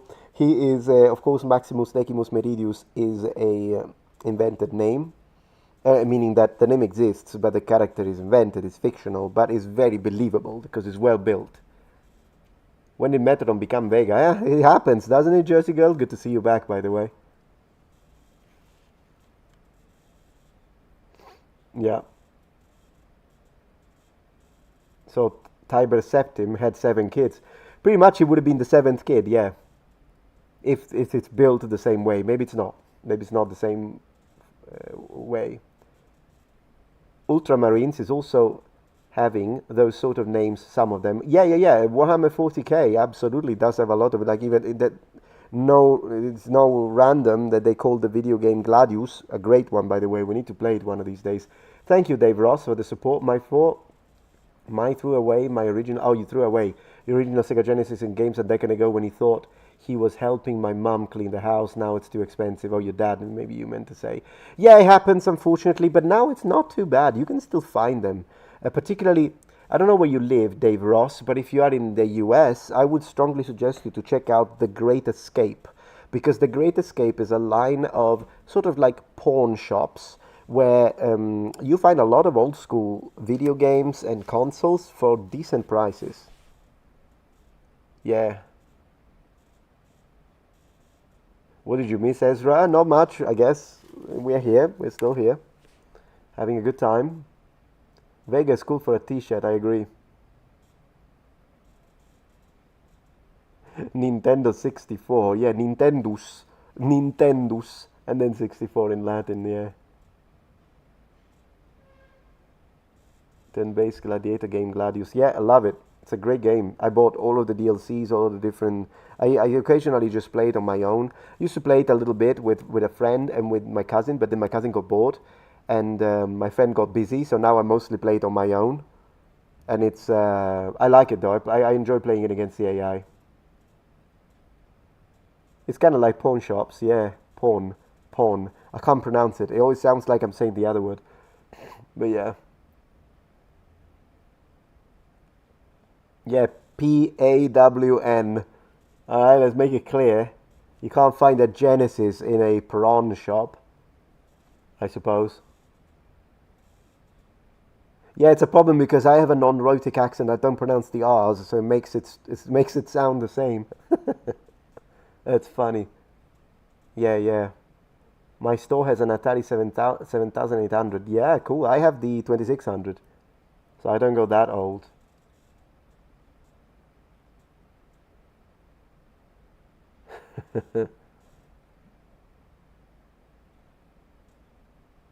Can I imitate an American accent? Gosh, which type? Which one? Which American accent? Probably not. I would probably fail and sound very unnatural, since that's not how I usually speak, but I can try. Any accent. Oh, gosh. Yeah, well, we could try and have someone speak and I try and repeat them. You like speak after them, not repeat. I could try and speak after someone and see if I can approximate it. I've been obsessed with the Shroud of Turin since watching your videos. It's astounding. Thank you, appreciate that, Nishan. Good to hear. So yeah, very fun, very fun. New York, New Jersey, the closest to Italian Sicilian, I suppose. Isn't it like a characteristic of the? Now I'm gonna botch the job completely, but isn't it a characteristic of the New York accent to have that like "or" sound when they're like coffee, sausage? Isn't it? Or they just dream that? Yeah. Boston. I think Boston, they open their "or" a lot. Well, in Boston, I think I heard someone saying, "Close the door," like it was so open, and I'm probably butchering it, of course, but I'm just saying I kind of remember that.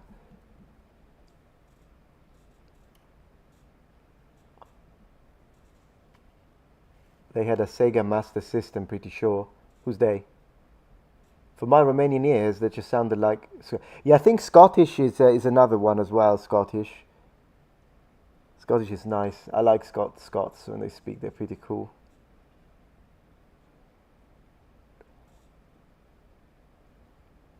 Jersey Girl says, so when I say daughter, I say it like... Dora. I think that's what you're meaning to say, maybe? Dora. That's my daughter. Daughter. I don't know. Yeah, I'm Vega, my friend, although then again, I think, has it been 5 minutes? Has it been 5 minutes, guys? So I can take this off and breathe again. Let me double check. Yeah, I think it has been 5 minutes. 109. So yeah, oh yeah, I got plenty of time. Unless I get like another $40 down from another mask. So I think I can breathe. Let's breathe a little bit. Let's breathe a little bit. Okay. Be right back now, Muppets. Non soffocare, yeah, I'm gonna become a affogato al caffè. Be right back.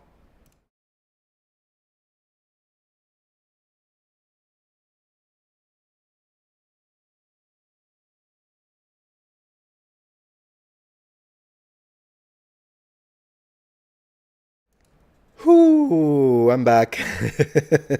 I can breathe. Yes, that's very nice. Breathing is a fantastic invention. Man, breathing. When it comes to Warhammer games, I do play the ARPG Inquisitor Martyr sometimes. Never heard of that one, Explory. Thank you, Locomotion. Good to be back. I'm gonna get some cheese today, am I? Be nice. You love the Maine accent. I don't know what the Maine accent sounds like at all. I know one. I know of one creator who's into Warhammer and paints a lot of miniatures, and he's from Maine. But I don't know. Just because he's from Maine, it doesn't mean he's got the accent. You know what I mean? Kind of depends on the person. So I don't know if he does. But yeah.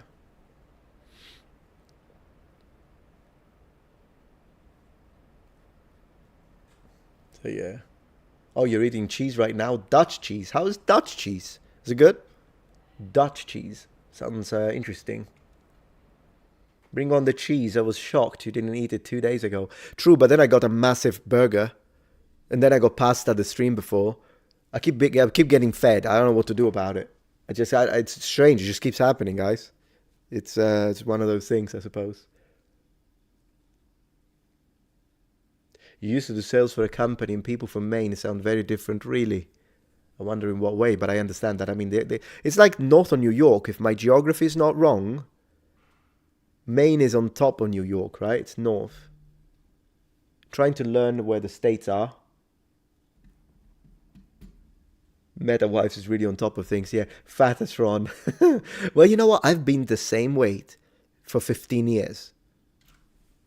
It only fluctuates 1 kilogram, 2 kilograms tops. So like 1 pound.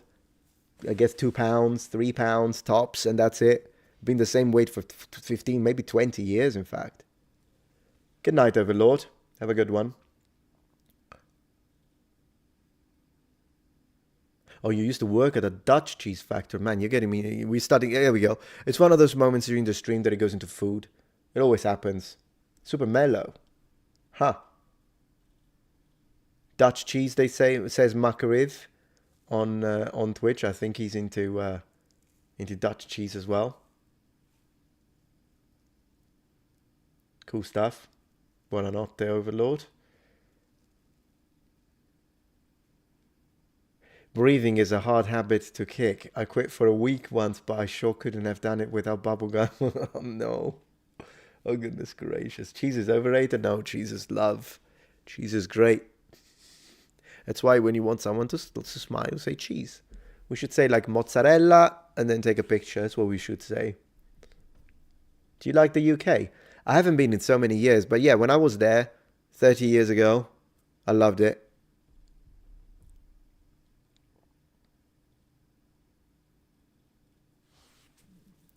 Which state have the most British accent? None.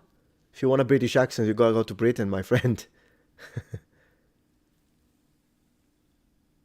It looked great. I don't care about the looks though, Evil Black. I care about whether it's good or not, and it was great. The burger was great. Oh, it did look really good, you say. Yeah, it was great. And even had like a layer of onions, so it was a little crunchy, had a little sweetness to it. And good, I'm hungry again. Thank you for that, by the way. Adam Lyons, thanks for the support. Visit New England, a lot of different accents. New England. Where is New England, by the way? East, I'm gonna guess. What is a British accent? That's a good point. It's just that, like, yeah, there's so many accents are British and they sound nothing alike. There is no single British. I think when people say you sound British or you have a British accent, they mean Southern upper class, usually. So English, Southern upper class. That's what they usually mean if they're not from England or the UK. But the reality of fact is if we're going to be correct with the nomenclature, then a British accent is anyone. Someone from London, someone from Manchester, someone from Scotland, someone from Northern Ireland, you could say. Because it's still British Isles, in fact. So, yeah, I think people imagine the RP. Totally, yeah. But the reality of fact is they're also, from Welsh, you have a British accent. It's still British. You say associated with Oxford accent, that too, yeah. But yeah, there are so many different accents anyways, so it's just, they're all British. They're all British accents. That's how it is. A Scouse from Liverpool, still a British accent. And he's gonna say the his very aspirated sounds at the end. I spent some time in Merseyside, so like very near, Liverpool, and the accent was like I had to get used to it. It took some time. Hello from the UK. Hello, Torfin. I'm sure you can confirm The differences in accent, like Mancunian and all that, is really different. You like the musicality of the Liverpool accent, says random person. Yeah, sure, sure. It's like, yeah, I noticed that they tended to put like at the end, but they pronounce it like. That's one thing I noticed. Then instead, like I would say, let's go to the pub, but they would pronounce it pub. I remember that, pub. I've come back from the pub. I probably messed it up because I'm not good at doing that. But yeah, you can't understand Cockney. Yeah, I mean Cockney depends. If it's the accent, I can understand it. If it's the rhyming slang, then that's a completely different thing, right? When you're like whistle and flute to mean the suit. Whistle and flute, Mickey Mouse, your Mickey, going back to your Mickey, and it's like your house. Mickey Mouse is your house. It's rhyming slang is a completely different thing. Plates of meat is your feet. I still remember them. Fisherman's water is your daughter, although they would say water. But yeah, still. Adam and Eve instead of believe, which is brilliant. I can't Adam and Eve it. It means I can't believe it in rhyming slang. And then your trouble and strife is your wife, which I mean, it's not nice, but it is funny to say that. So yeah, it's good fun though. It's fun. Bottle of water, yeah, yeah, without the T. Listen, so this idea of not fully pronouncing the T, which I used to do, that's how I used to speak. I would eat all of my T's, but then I decided to become an English teacher in Italy, and I couldn't teach because, of course, I was picking up English in the streets. So forgot. All right, I can't teach my students. Water, repeat after me. Water, and imagine like all the 20 Italian students. Water, like no. So I had to learn to pronounce my T's. Forgot, water. Pronounce everything like with the T's. Here's the thing though. This phenomenon, it's called glottal stop. And if you had to describe it from a linguistic perspective, it's basically the same concept. Because I could go into, you can block the air in between it. Yeah, rather than that, imagine when cartoons make the sound, uh-oh, that's a glottal stop. So when you say water, it's what you're doing there, right? It's a glottal stop. What I find fascinating, and again, some people here are from the UK, you'll be able to confirm if what I'm saying is right, but what I noticed is that, generally speaking, using a glottal stop in space of an actual T makes you sound low class. However, there are exceptions, and these exceptions make absolutely no sense. So, yes, if I say water, bottle, it doesn't sound like, have you got a lighter? It doesn't sound like I went to college, yet if I say network, it sounds posh. And I'm doing the same thing. I'm not saying network. I'm saying network. And it sounds posh. How is it possible? It's the same thing. Why does water make me sound one way and network make me sound another? And another one is British. That's one that you can get away with. You can say British and still sound posh. You can't sound posh and say water. So that's crazy. It's crazy. Like how languages evolve in a way that sometimes makes absolutely no sense, and that's what's fascinating about it. At least for me.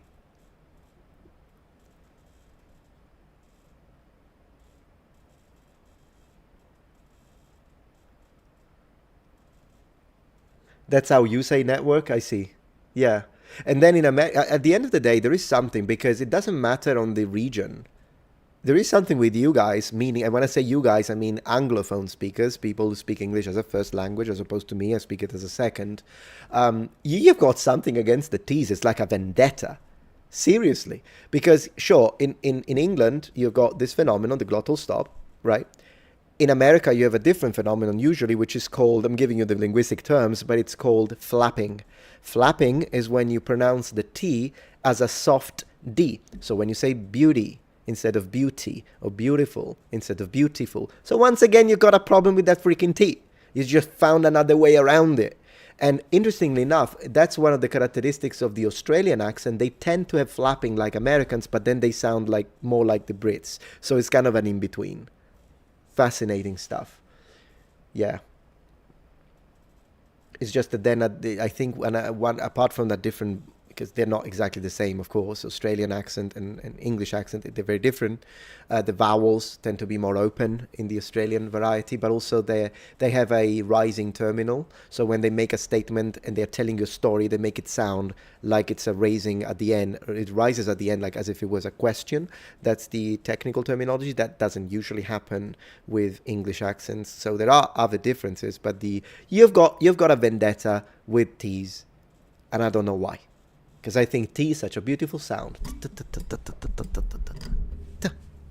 I don't know why, guys. It's your language. I'm just an observer, a very pedantic one, but I'm just an observer. You do you. Just checking that I don't have to put the mask back on.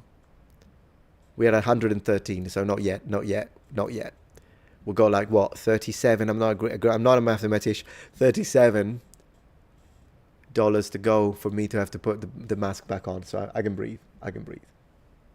Yeah, exactly, Kiran. So the way you spelt it, the way you wrote it now, I know you're pronouncing it with flapping. So you're doing like bottle of water, I guess. Although that probably didn't sound, because my wife actually sometimes, just for laughs, for giggles, she tells me pronounce the R, and I will say car, because I would normally say car, and she says it's so strange when people that don't do it right. I'm talking about you. Here I am. Yeah, I was still. Are you talking shit?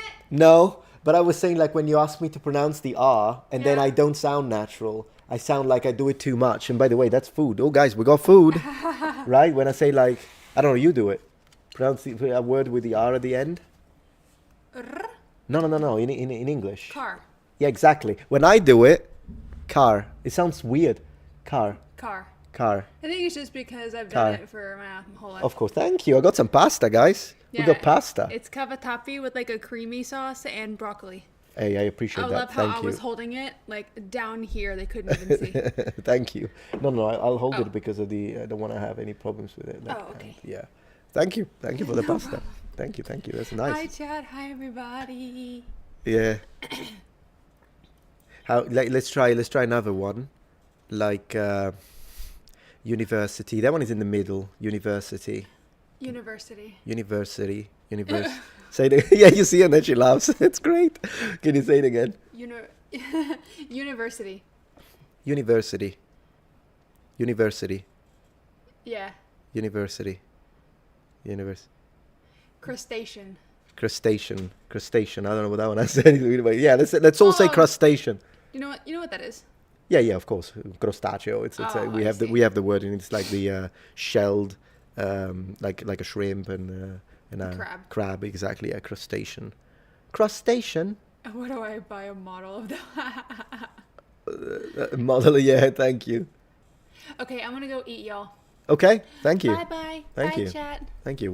We are doing a 50 donation for the mask on, and I've been putting the mask on a lot. Like, we don't have to have a single 50, just as long as we hit 50, I will say thank you, put the mask on just for fun, and we've been doing that. Nice, good. Well, thank you everybody, just in general, for any donations, any members, anyone on Twitch. Thank you so much. Just in general, y'all have been amazing. Bye, talking hand. Yeah, right. Same for the Americans. I'm trying to talk to Twitch a little bit too. Sure. I love Diablo and Path of Exile. I haven't played Path of Exile very much. Explorikin. Kinsey. Oh, salute. My gosh. Makariv. I'm just really bad at pronouncing things. No, you're great. Mask on while he eats, yeah.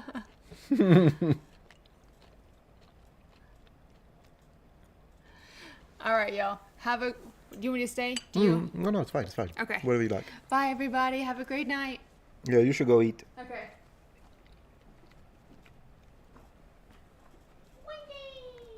Let's check out.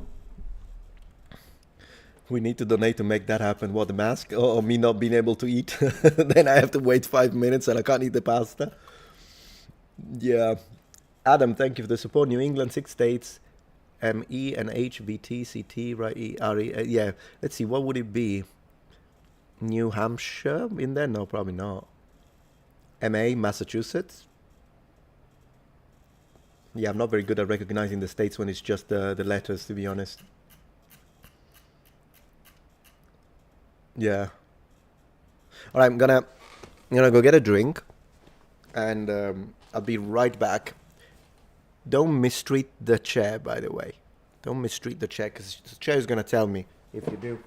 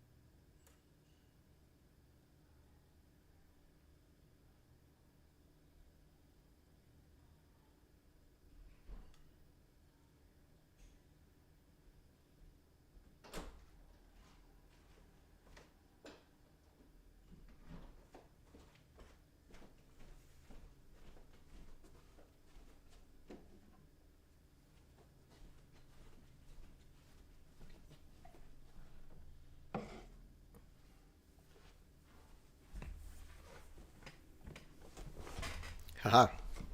I'm back. How's the chair? How is the chair? Let's see. Cheer for chair. Charito Bell, I'm laughing on the chair. Getting some pasta. I should have got you some chair. Sama, absolutely. Hey, chair, you know he sits in other chairs when he's not streaming, right? Stinky chair, hey. Hello, Metatron. Oh, this is comedy gold. Metatron is so wise, says Legato. Very cool. You insulted the chair. Oh, no. It didn't chair. It didn't share. Oh, goodness gracious, that's good. Okay, listen. I'm gonna eat my pasta, which means I had a video today that I wanted to check out, and this is the time. Because yesterday you told me this. So, momentarily. It's still on, by the way. I'll put the mask on regardless, but Viking warfare experts rates 11 Viking battles in movies. I hope the movies don't get the... I'm gonna have to skip ahead when they show the movie if it's too long, because otherwise you know what happens, that the stream gets blocked for some reasons. But so I'll have to be a little careful. But this guy is it's like, look at the bit. It's Dumbledore with an axe. Have you ever seen Dumbledore with an axe? Welcome to the Metatron channel. I find the best stuff just for you. All right, so this is perfect. Pasta, we got pasta. And let's have a look what they've got for us. Let's see what they've got for us. And hopefully the stream... If, by the way, the stream, you get the message, stream is gone, copyright claim problem, just give me 2 minutes, and by refreshing and reverting to main camera, it gets unlocked. It's just so you know. I already know. I know how to do it. It might take a couple of minutes, but it's not gone. So the stream will continue if that happens. Let's go. All right, we're already starting with good copyright material right there. How about we skip it? Yeah, let's go. The modern idea that Vikings threw their axe is a misconception. If you look at the physics of an axe, they're very poorly suited for throwing in combat. I'm Dr. William Short. I'm an independent scholar focusing on scientific research of Vikings, particularly Viking combat. Today we're going to look at Viking battles in movies and TV and judge how real they are.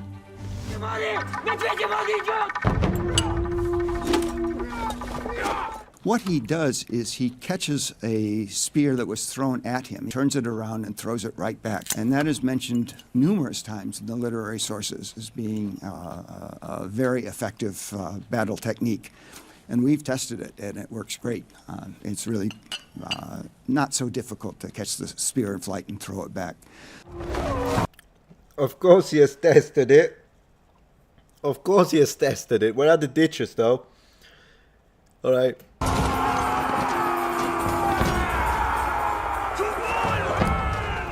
The nature of berserkers are still a little bit mysterious, but they are people who enter a battle frenzy before a battle, and the sources say they howl like wolves, they bite their shields, and iron and fire cannot harm them.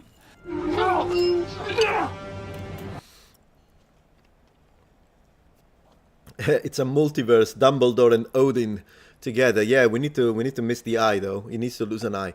So he's so cool though. I like him a lot. What he said about berserkers, I have a dedicated video. Of course, he's right.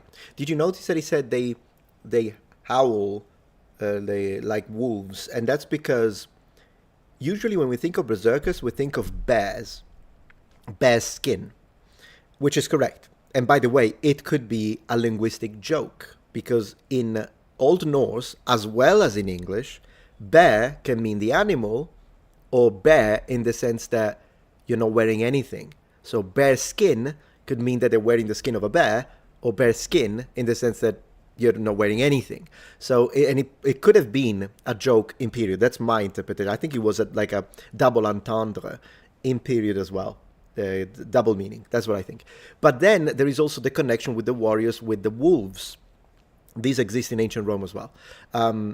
Depending on how you interpret the sources, either they are the same thing, or they're two separate types of warriors, and it's difficult to know.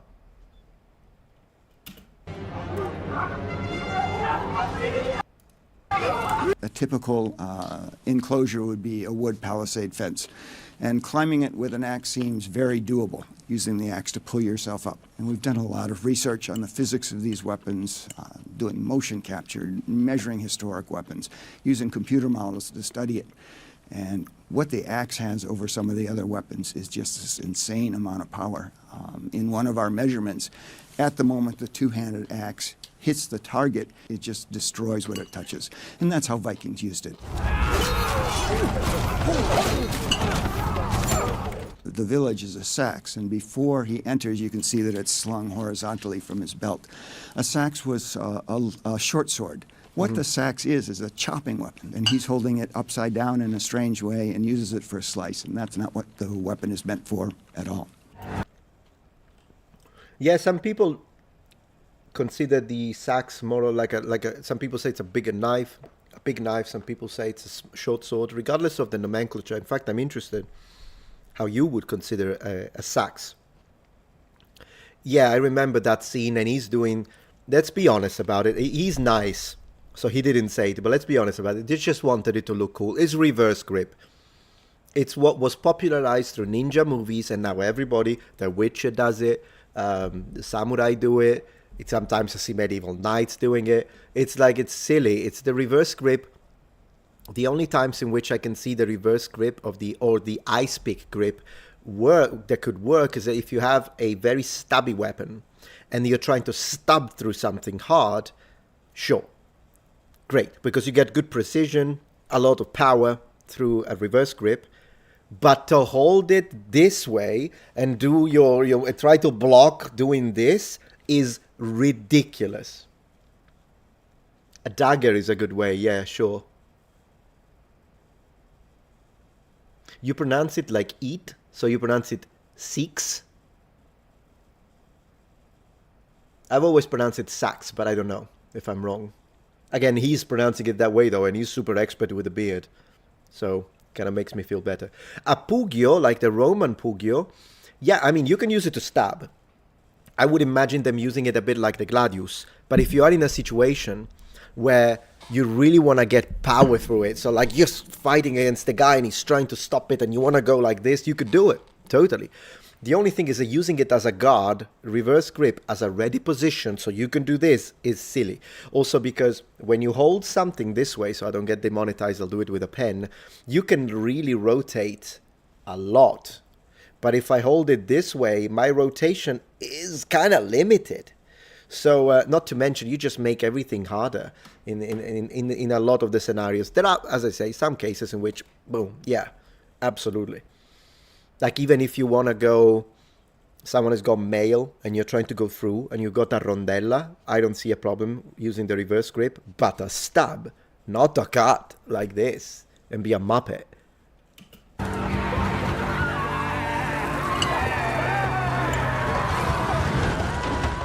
And destroying things with fire was just a way to emphasize the terror of these kinds of raids.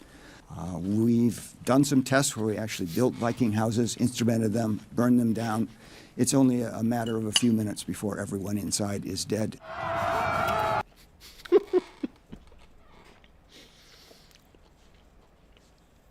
Man, this guy, everything. Now, in a minute, they're going to be like, look, they destroyed an entire village. Oh, yeah, we tested that. We destroyed. We completely raided an entire village. Yeah, women, children, animals. We just did everything for science. These guys has done everything. Like, in a minute, they'll be like trying to worship Odin. And it'll be like, oh, yeah, we summoned Odin through a ritual. And it worked. So I can tell you that Odin appeared, there was a crow, and all that. It was great. This guy's done everything for science. This guy's done everything. Like, honestly, but he built, I love him already. He built a Viking, historically accurate, we should say Norse, historically accurate house, only to burn it down to the ground. Man, this guy's like the forefront of experiential archaeology. Watching this stream while playing Valheim, man, I need to play some Valheim too. Absolutely. That's dedication. What else have you done? Now they're going to show the Drakar or Drekar, if you want to pronounce it. They're going to show the boats and he'll tell you, oh yeah, I've just sailed through Iceland, all around Iceland, and then went back to the other Nordic country on one of those. I did that, totally, because we need to try. We need to try. The game, Knotlaker, a little bit off. We play it almost every year. Our research suggests that it's something quite different than what you see on the screen. So in the clip we see 5 versus 5, but in Viking times it's pretty clear that it was one-on-one. People were carefully matched to be about the same strength.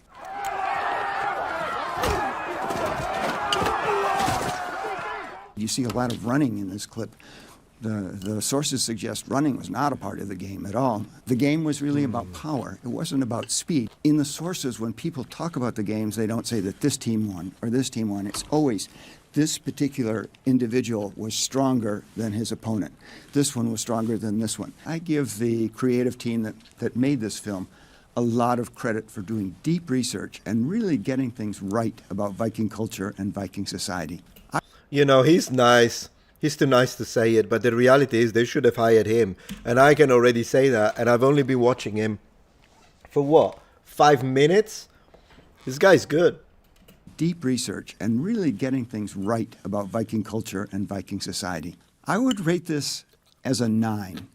There are some things a little off, but there are so many things that are just perfect that I can't give it any less. I think he's not gonna go below 8. So that's the only thing.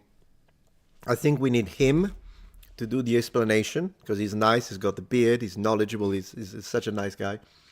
And then you need me to give the actual number, because then I'm gonna go like it will be like good cop, bad cop. So he'll be I would so much do that.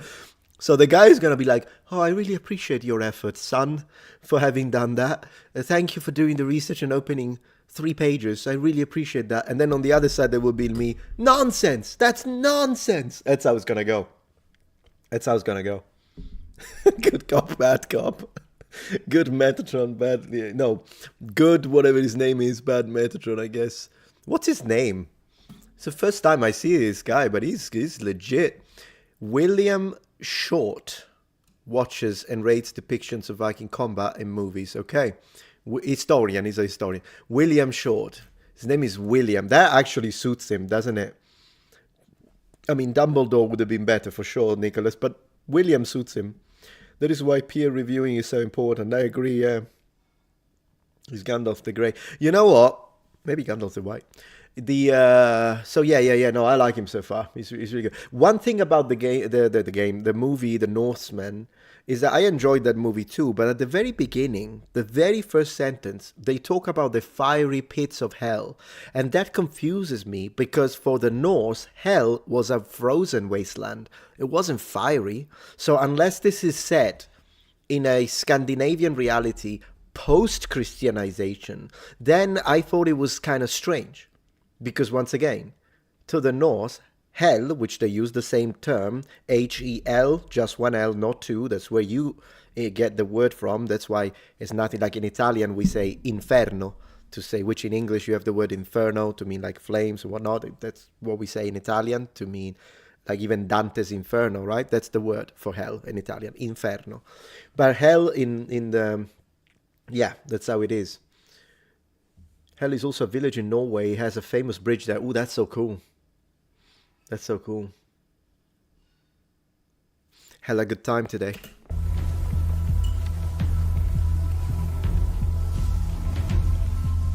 This kind of sneaking up on the castle, probably not. Vikings were pretty direct about what they did. Now, they did use ambushes quite a bit. That was a very standard battle technique, but it was very different. What you do is get intelligence about where your enemy was going to be and when, and you'd go there and wait for them with a superior force. It's not like you jump out of the bushes or sneak up on them. You just wait, and when they arrive, you start fighting.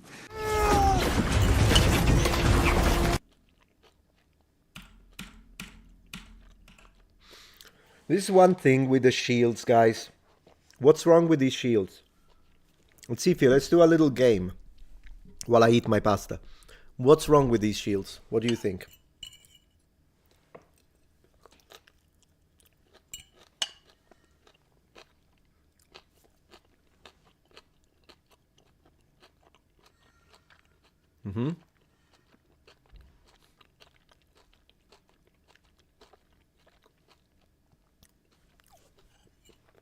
I'll give you 60 more seconds, and then I'll read the answers.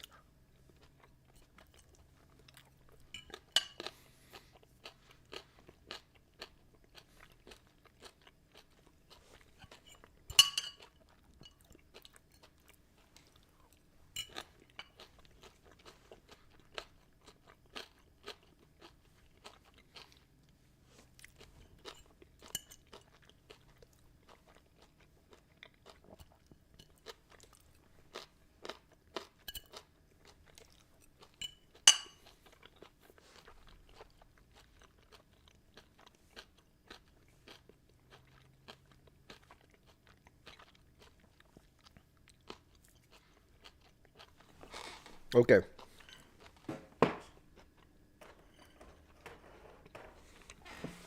Pretty good answers so far. So let me show you, because there is a lot to say.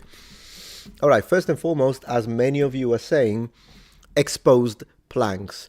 So you can actually see the wood, which you're not supposed to, because as far as we know, all remnants, not only of Viking shields, Norse shields, but also shields in other cultures show that shields were always covered.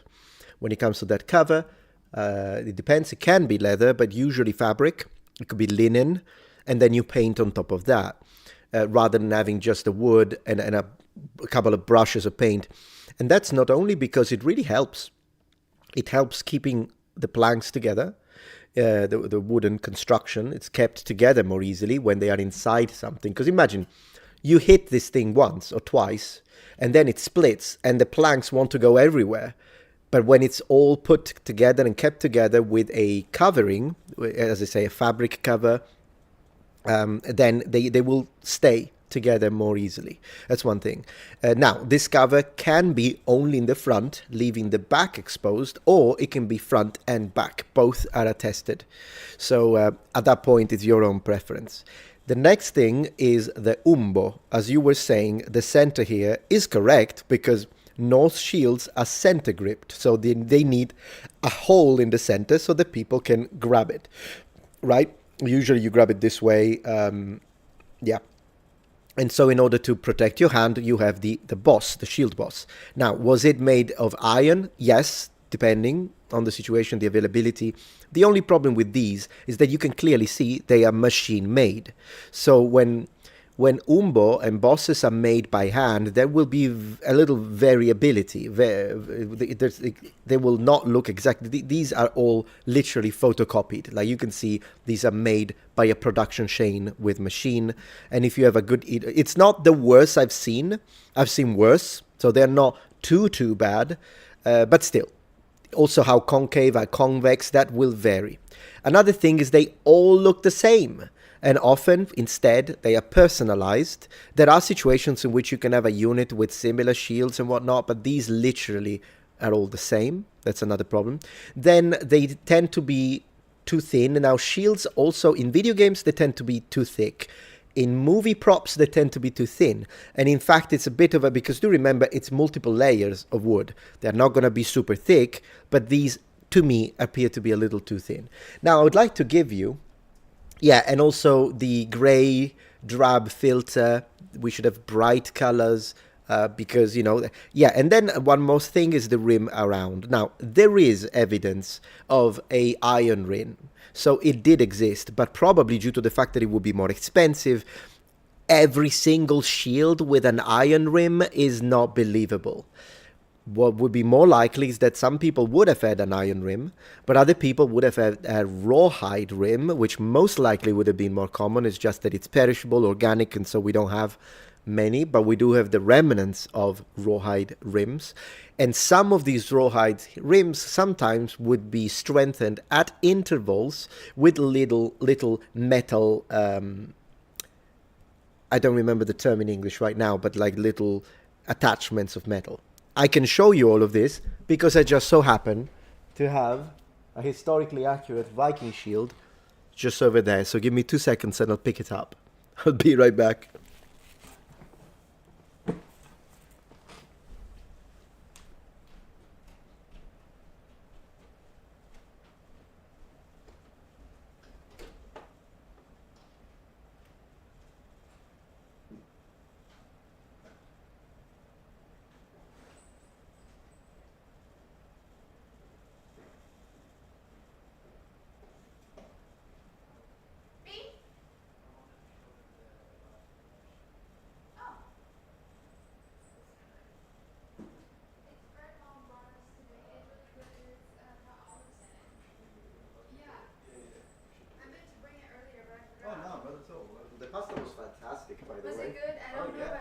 Salt. No, I thought it was great. Okay, good. I thought it was great. So guys, not only we found a shield, but we also found a wife. Again. Yeah. Oh, I brought you another drink in case you needed it. Thank you so much. Appreciate that. Thank you. Okay, I'll throw It's that still away. it's still fine. Yeah. Thank you. We got some bread, apparently. Let's have a look at the bread. Hi. I meant to bring this before, but this is bread. My mom actually brought it to us. Bread. And I forget what it is, but it's got olives in it. I love bread and olives. And Olives. it's really good. I actually tried some Yeah. earlier. Yeah. I'll have it now while we're watching. This is great. Okay. You didn't eat your broccoli. Oh, I ate most of the broccoli. Oh, yeah, And yeah, I'm yeah. gonna finish it. I'm gonna finish it. Oh, okay. Yeah. So, all right, guys, let me show you the shield. Let me show you the shield. Yeah. Sour bread, they're asking. You know, it's not sourdough, I don't think. It's some kind of, I don't know what bread it is. Show them the shield. Yeah, so here's what we've got. Let me see if I can. There you go. So this is the back of the shield that you can see here. It's pretty big. Also size would vary, by the way. So you can see this is the part where you grip it. And this can be decorated sometimes, as this one is a little handmade, of course, decorated. And you can see I specifically chose to have this one left uncovered in the back because I wanted to show the pattern of the shield. Then, if we turn it around, okay, here we go. As you can see, this one was painted. I painted it this way. I had it painted this way because of Valheim, by the way. That was a reference to Valheim. And yeah, so you can still see the nails that connect the center of the shield. This is a handmade iron umbo. It was made by hand. And then for the rim, instead of going for iron, we actually went with rawhide. But we do have at interval these iron reinforcements here, which are pretty cool. And then, as you can see in the back, the shield can be worn, and we have this accurate leather, what do you call it, like a strap, thank you. And so that's the shield. Let me move this back a little more, so we can, there you go. Yeah, and here he is. So that's the shield. That's so cool. Yeah.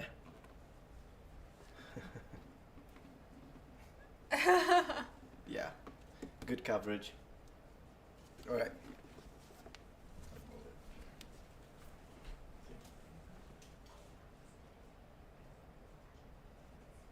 No, sorry. Okay.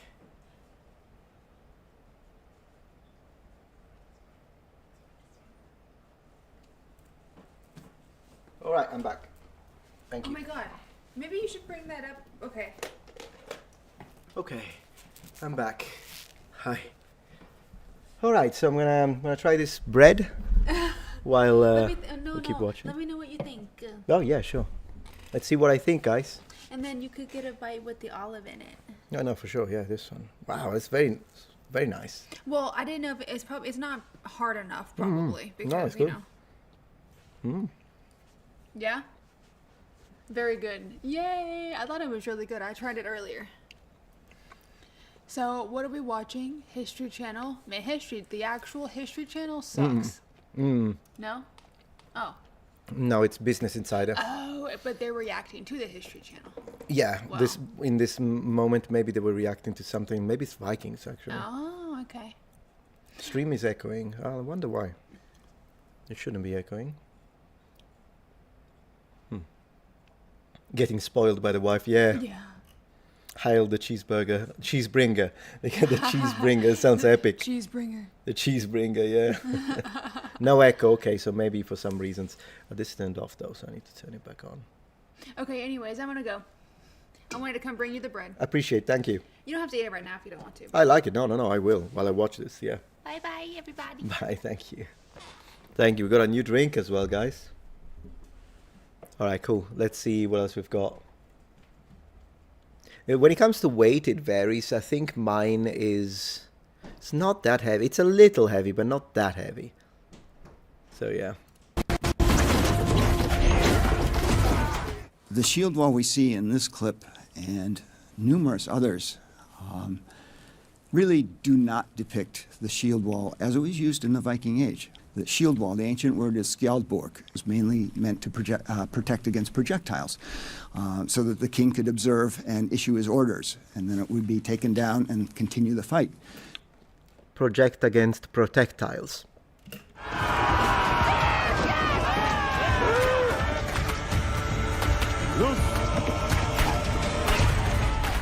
The shield wall was meant to be a defensive structure thrown up temporarily, then taken down again. So having archers behind the shield wall, probably not so likely. Having archers further back from the front of the lines, definitely. That was very much a thing. Yeah, thank you. She's adorable. I did hit the jackpot Jackpot. So one thing, he didn't comment on the horrible armor that we saw a second ago, so I've got to do that. I've got to do that. What on earth is this? What is it? Haven't I seen something like this on Baldur's Gate as well? No, maybe it wasn't Baldur's Gate, it was something else. Goodness gracious. They gave this guy a conical helmet, although it seems like it doesn't fit him well. But at least it doesn't go below the brow, because it's supposed to... It's a bit too high, though. That's a lot of space, not to mention the nasal is not working properly, whatever. But this, guys? What on earth is this? It's a monstrosity, it is. What's the point? If I try and stab this guy, even if these, whatever the heck they are, trapezoid, even if these provided protection, by the very nature of the geometric shape, I'm going to be pedantic now, if I stab and the business end of my dagger hits here, it will be immediately redirected, just by nature of geometry, to the gaps. So it's like, this armor, if anything, corrects your opponent's stabbing. So if you to hit him, let's say this was D&D, and to hit him you need a 14, and then you do an 11, that's fine because you get +5, and so you got 16, and then boom, in the gap, stabbed. And this is not armored, obviously, this is just probably thin leather. So even if the armoring was this, it's absolutely moronic. Anyways. The shield wall archers behind the shield wall, the lines, definitely. That was very much a thing.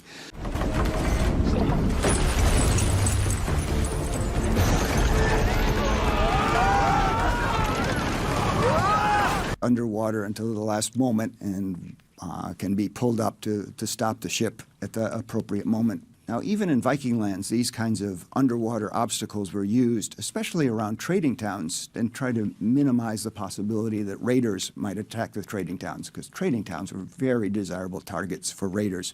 A lot of wealth. So chains, underwater obstacles such as posts and booms that were held below the water's surface, all of these were used. Their ships over the mountains and dropping them on the other side so they could sail to Paris. That's not a Viking approach at all. That's way off. They just sailed up the river. Viking ships were the technological marvel of their age that Vikings had and other European lands did not have. And one of the advantages of their ships is they were very shallow draft. They didn't need much water to float the ship. And so sailing up the river to Paris was no problem for them. Oh my gosh, what on earth is that? Sorry. For them. Look at this guy. Ooh, that's a black leather jerking, if I've ever seen one. Guys, we're back to it. This is like old school Metatron complaining videos. I don't even know how I grew an audience in the first place. It's so obnoxious complaining about everything. Look at this though. How can I not complain about it? Look at the stitches. These are stitches made by the Flintstones. The Flintstones. Especially in the river systems of Eastern Europe, when they sailed on trading voyages from the Baltic Sea down to the Black Sea. It seems likely that the way they would portage a ship over land is with wooden rollers. Just dragging it, probably mostly by human power, maybe with horses. I think I would rate this 4. Ooh, I was wrong. Well, I would have rated it -3. So there is that. The gap is still significant. But hey, this is the face of a man who has seen a leather jerkin and did not comment because he's classy. And I'm a monster. I'm a beast. I'm a hunter. Vikings TV show uses historical people, names of people, historical places. But a lot of the details seem to transpire in this what-if fantasy world where people with Viking names have been dropped into something that's not very Viking. Not very Viking of you. That battle would be... Okay, now I want to hear that. If we believe the myths, that battle would be over in about a half second. Loki was scared to death of Thor because he knew Thor would pulverize him. Yeah. So in the instances where Thor issued a challenge, Loki quickly backed off. Very cool. And for anyone, do remember, Thursday is the day of Thor. That's exactly where that comes from. Whereas Wednesdays is the day of Wedin, which is an older version of the name. Then you have the name Woden, which is older, and then Odin. So Wednesday is the day of Odin. Thursday is the day of Thor.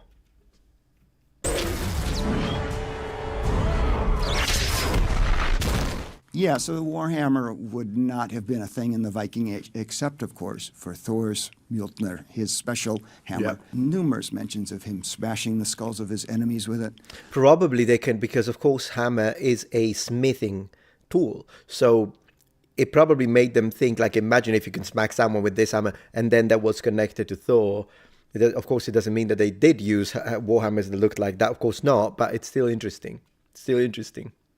Wotan is the Saxon-German version. Exactly, yeah, they're all connected. Thank you for adding that. Numerous mentions of him throwing it. But it had additional magical properties. It could bring the dead back to life. Now, in the world of humans, these kind of warhammers don't appear until way after the end of the Viking Age, late medieval and Renaissance, in a response to warriors starting to use plate armor for their defense. So they use these long warhammers to try to smash through the armor. This guy's on point. This guy's on point. Might smash through the armor, still deliver some of the force, sure, depending. But yeah, no, this guy's good. This guy's good. I'd give this a 3. The name is right. A few of the aspects are right, but most of it is kind of far off based on what we know of Thor, Loki. Still, the guy's really nice because he just said, well, at least they got the name right. I mean, Thor. Who wouldn't get... Could you imagine if they... Well, then again, I could imagine it. We just saw at the beginning of the stream that a 5.6 million subscriber channel, The Telegraph, effed up the Pope and called him Pope Leo the 16th instead of 14th. So if that can happen, I guess getting Thor wrong, Thor versus Tyr, could be interesting. 100%. Yeah. Was Thor's hammer is necromancy? Oh, I don't know if it would be connected to that, to be honest. Yeah, I wish Craig Comfort was here today. Yeah, sure. Maybe he's busy. Look at this scale. I love scale. Scale looks good. I don't know why he's wearing scale, but I love scale. I also don't know. Let's see.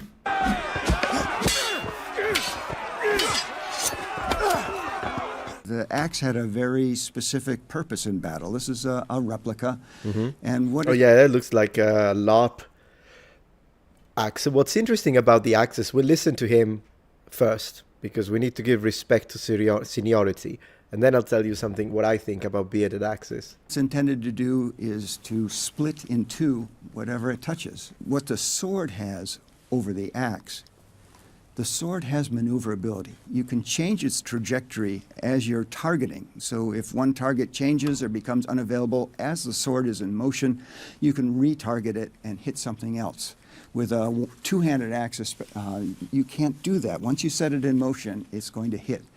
And the analogy we like to use... I kind of disagree with him a little bit on that, because I think the advantage that the sword has over the axe is the guard, first and foremost, because it's easier to parry with a sword than it is to parry with an axe. So a sword gives you a little more defense.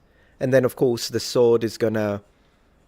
Yeah, you can slice with it. You can thrust with it. That's another advantage. You can't really thrust with an axe. But the redirecting... No, I think he's mistaken on this one, because I do think you could put the way you operate a mace is identical to the way you operate a sword in terms of how you move it around. The difference is that the mace will be the weight distribution. That's something we can talk about. Both the mace and the axe tend to be top heavy, whereas a sword usually, not always, tends to be balanced closer to the hilt. But as I say, it depends. Like if it's a fencing sword, it's completely balanced at the hilt. But if it's like a falchion, then no, it's actually more in the middle, I think. Thank you so much, Adam, for the 5 memberships. And I think I need to put my mask on because of that. Let me double check. Yeah. I know you can see that, and that's fine. I'm transparent. Hasn't updated yet. But yeah, 5 members, so that's 5, 10, 15, 20, 25, 45. We had a 40, 49. Yeah, I can do it. Yeah, I can do it. Let's do it, guys. Let's do it. What is it? Not Telegraph, not Shogo, this. And we don't need this. And we don't need this. Let's go. Mask on, guys. Thank you so much, Adam, by the way, for gifting the memberships. That's very, very kind of you. I very much appreciate. So let's go, guys. 1 second.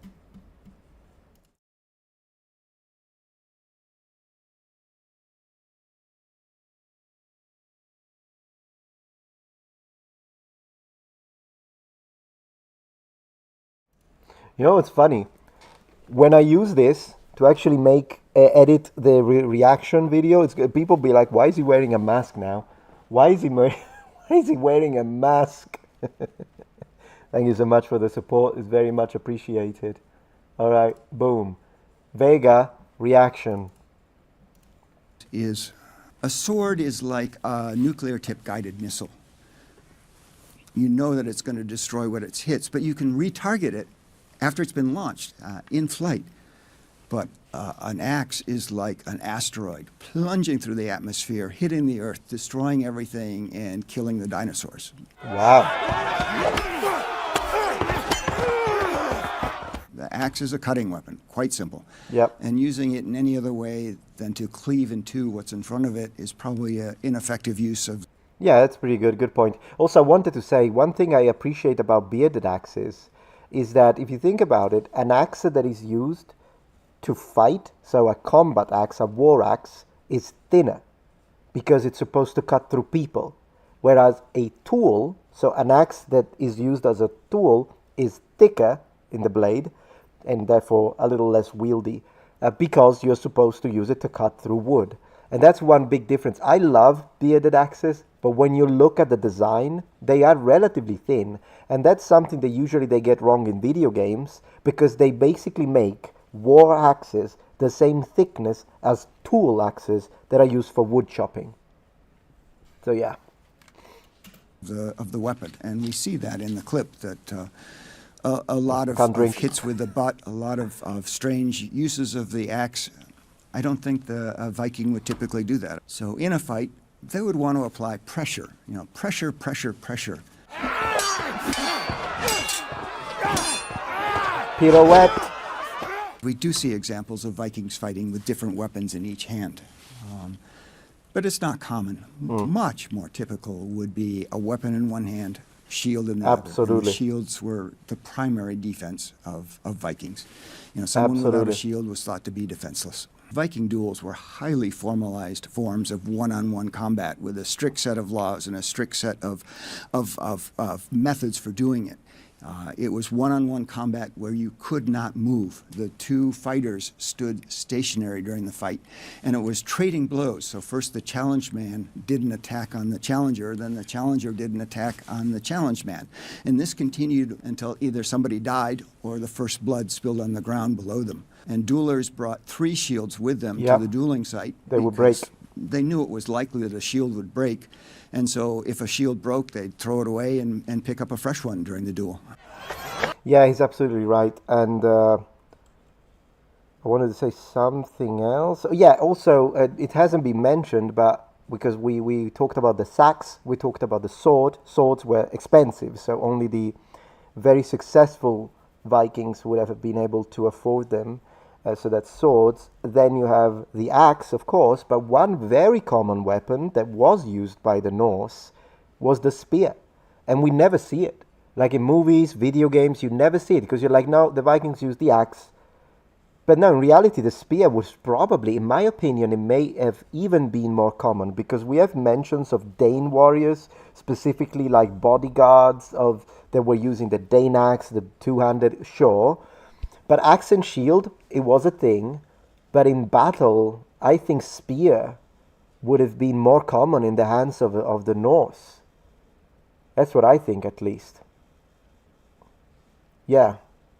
Axe killed the dinosaurs. Yeah, that's what he said.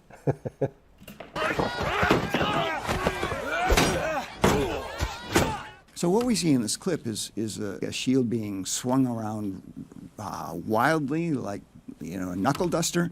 Yeah. We don't have evidence that Vikings did that very much. The shield was a defense, and any other use was probably sort of last ditch. So in the Viking Age, shields were round, made of wood, with an iron boss in the center. Yeah, you know what I was telling you? They sometimes make them too thick. Look at this thing. Goodness gracious, it's a car tire. It's a car tire. Holy moly! I've seen, like, what is it with movies? Like, I've seen LARPers with shields that are 10 times better than this, whatever this is. So that's insane. Yeah, the way she smashed it was kind of weird. Or he, I don't even know. Smashed it in the face was kind of weird. I do think, though, that it could happen because the usage of the shield for the Vikings is not just. I'm sure he knows that, so I'm not even trying to say that that's what he meant. But I'm just saying it was used in a very dynamic way, which is what you get when you hold a shield like this rather than strapping it to your arm. There are pros and cons to both. Holding it actually allows you to extend it further. Whereas when it's strapped to your arm, it's not up to a certain point, but then you'll have less reach. The shield was supposed to be used dynamically, which I'm sure he knows better than me. But I am saying that I don't see it as a weird thing, because we know the Romans did it. They hit people with their shield sometimes. So what do you guys think? I think that if you're in the midst of combat, and you see an opening, like you're crossing swords and then whatever, and then you see an opening and you're wearing a shield like this, you can hit someone in the face with the edge of the shield and it's gonna crack. Imagine you're a strong man, like someone from that period. Not only you're a warrior, you're a raider, you're someone who works the land, you're someone that chops wood. If that someone with that level of muscularity is smashing the edge of a shield on your face, yeah, I mean, why not? I don't see it as a problem. I don't see it as a problem at all. So yeah, the idea now, the shield is for defense. You can only use it to again, I should try to steal Manny's argument. So I'm just gonna say probably don't want to straw man him. He didn't have much time to express. I'm not saying that that's what he said, but I am saying I don't see it. I think you smash someone in the face with a shield is not a problem, to be honest. And you grip the shield from behind the boss. There's a grip back there. There's no straps that the arm passes through, so the shield can rotate pretty freely. Yep. Now, the shield in actual use was the defense. You held it tight to the body, and that is to allow you to deliver powerful blows with your sword. Now, it's possible to have the shield swinging around, but in order to deliver a blow with the shield way out here, you're wide open for a possible counterattack as you're delivering the strike. I would call both of those sort of standard. Yeah, I'll just have to agree to disagree with him here. Honestly, I've seen people that are very skilled using Norse shields and axes and swords, and the shield is not kept tight close to the body at all times. I think he's wrong. I think he's intellectualizing it too much. I don't question his knowledge. He's phenomenal. But sometimes even people that focus, sometimes we complicate things too much. We think too much. It happens to me as well. And then we end up disregarding ideas that instead probably a Norse person would be like, nah, not at all. I move it around. I do whatever I want with the shield and smack someone in the face, counter with like that. That feels more realistic. And the way I've seen it used, the shield is dynamic. And the fact that, and again, I was telling you, I kind of want to use the shield. We're going to have a Vega with a shield. But I do want to illustrate this point. Old school Metatron. Let's go. Check this out. Okay. So, when I have the shield and I can grip it this way, holding it tight like this the whole time, I think defeats the purpose of this type of grip. Because look at what I can do due to the... Look how far away I can hold it. This actually increases my line of defense. Because if I do this, look, even from the camera perspective, you can see my face, you can see a bit of my shoulders.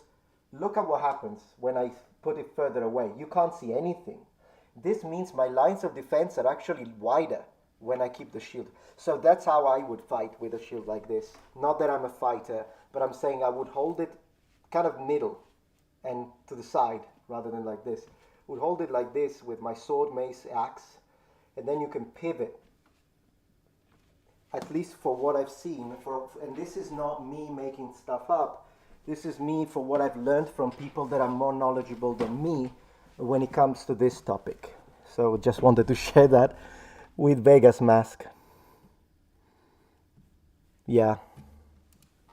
Hollywood stereotypical fights. You could take away the Viking clothing, take away the Viking weapons, and substitute clothing and weapons from some other culture, and the fight on the screen would be exactly the same. Not to mention there is no Viking clothing to be seen, because this guy is wearing what appears to be brass mail, but at least he's got mail, and then on top of it, black leather, guys. So there's this, whatever. I don't see any Viking clothing. Their attacks were relentless, trying to achieve this Orstir, this word glory. You might kill your enemy with a slice or a jab, but that wouldn't give you this word glory. What would give you word glory is by splitting your opponent in two. So they were looking for these powerful attacks. And that kind of mindset really seems to be missing in this clip. So I would rate this clip about 4 for realism. Okay, cool. Ooh, Lord of the Rings, is it? No, sorry, How to Train Your Dragon. For a moment I thought it was Ghibli. Never mind, this is an animated thing. Yeah, I completely misread it. And you were saying, you have seen this angle with shield and many analysts, but the more you extend the shield, the more you get tired. But of course, I'm not saying to keep it at maximum length the entire time, but I'm saying you have the option. And that's really all I'm saying. All I'm saying is you can extend it, you can keep it closer, you can keep it even a lot closer, you can move it around, you can turn it. Like, that's the whole thing. It's a dynamic implement. That's what it is. Scallaghan would agree with me, but that's good. Good to hear. So, yeah. Anyways, let me see. What else have we got? Because let's watch this one very quickly. When we crack this mountain open, all hell is going to break loose. Now, one thing that this film surprisingly gets absolutely right is the formations that were used in these battles. You can see them sketching it in the sand. Vikings didn't use lines across the battlefield that advanced, as we often see in these clips, but rather they used columns. So in the sketch, we have 3 columns that are advancing, and that would be very typically the Viking way.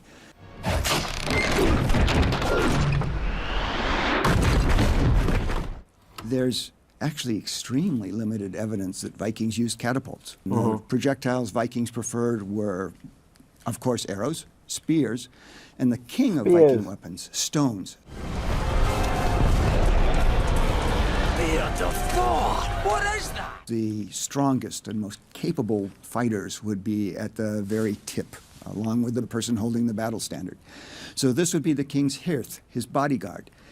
His prized fighters. Also with him would be his berserks. It's very likely that Viking kings had levy armies. In other words, farmers who were trained in the use of weapons, that had weapons available to them, who were required to come and serve the king in battle when called, when danger came to their land. Same in the medieval period. And for knights, there were ways to avoid that, and basically ended up paying a tax. So you pay money so you don't have to go. And then with that money, the crown is going to pay for mercenaries to replace you. That's something that happened in the Middle Ages. Yeah, they look a bit like dwarves, don't they, here?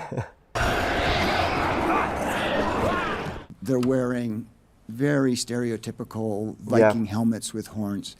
And there's just absolutely no evidence that Viking helmets had horns. We really wish they did, because that would be so cool.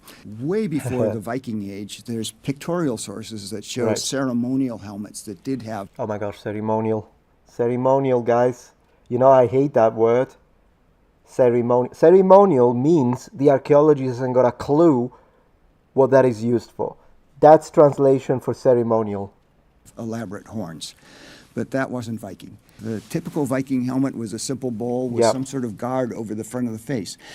Where did the hiccup go wrong? When it comes to the horns, though, one thing I want to say is that there is one finding, I believe, but it's not in context of war. It's in the context of religion, maybe, if I remember right, that they did find. But yeah, exactly. That's how they use it. Every time they tell you, well, this is probably ceremonial. This is ceremonial usage, ceremonial this, ceremonial that. I'm like, no, it's just you haven't got a clue what that one is used for. That's what it is, guys. He showed up. He didn't get eaten. He's never where he should be. Thank you, Astrid. Viking houses were long and narrow. They were called Yeah. longhouses for a reason. Love it. So the expansive room that we see in this clip was probably not typical for Vikings. Now, one thing that's really interesting about this clip is the young boy is sort of wandering around looking for a place to sit, and that was not at all the Viking way. Your seating position was chosen for you by the master or mistress of the hall, and you did not change. Young children were at the very bottom, so the boy would probably be sitting at the far end, So cool. either end of the house, far from the light, far from the heat, and maybe even sitting on the floor. I would give this clip a 4. Outlander. Okay. Well, anyway, it's pretty cool. I don't want to watch the whole thing. Let me see just the end to see how he says goodbye. Who is he? Clip somewhere around the 5, only for the fight. The fight had the power and the intensity and the relentlessness that we would expect to see in Vikings. My favorite Viking movie to date would have to be The Northman. The creative team that put this together did a lot of research. It is a good consulted movie, with yeah. a lot of experts, and they bring Viking life to the screen in a very accurate representation. Not perfect, but it's quite amazing and head and shoulders above any other Viking film I know. If you like this video, why not click on the next one? Very cool. I liked him. I did like him. I disagreed a little bit, but that's it's good. It's not a problem. Very nice. Has that been 5 minutes? So I can take the mask off? Yeah. It's been 5 minutes. Cool, cool. Be right back.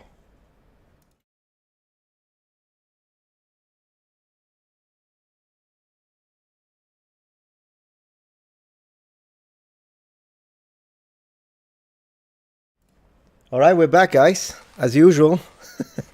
If I'm going to put the mask on again, let me see where we're at. 113, so 37.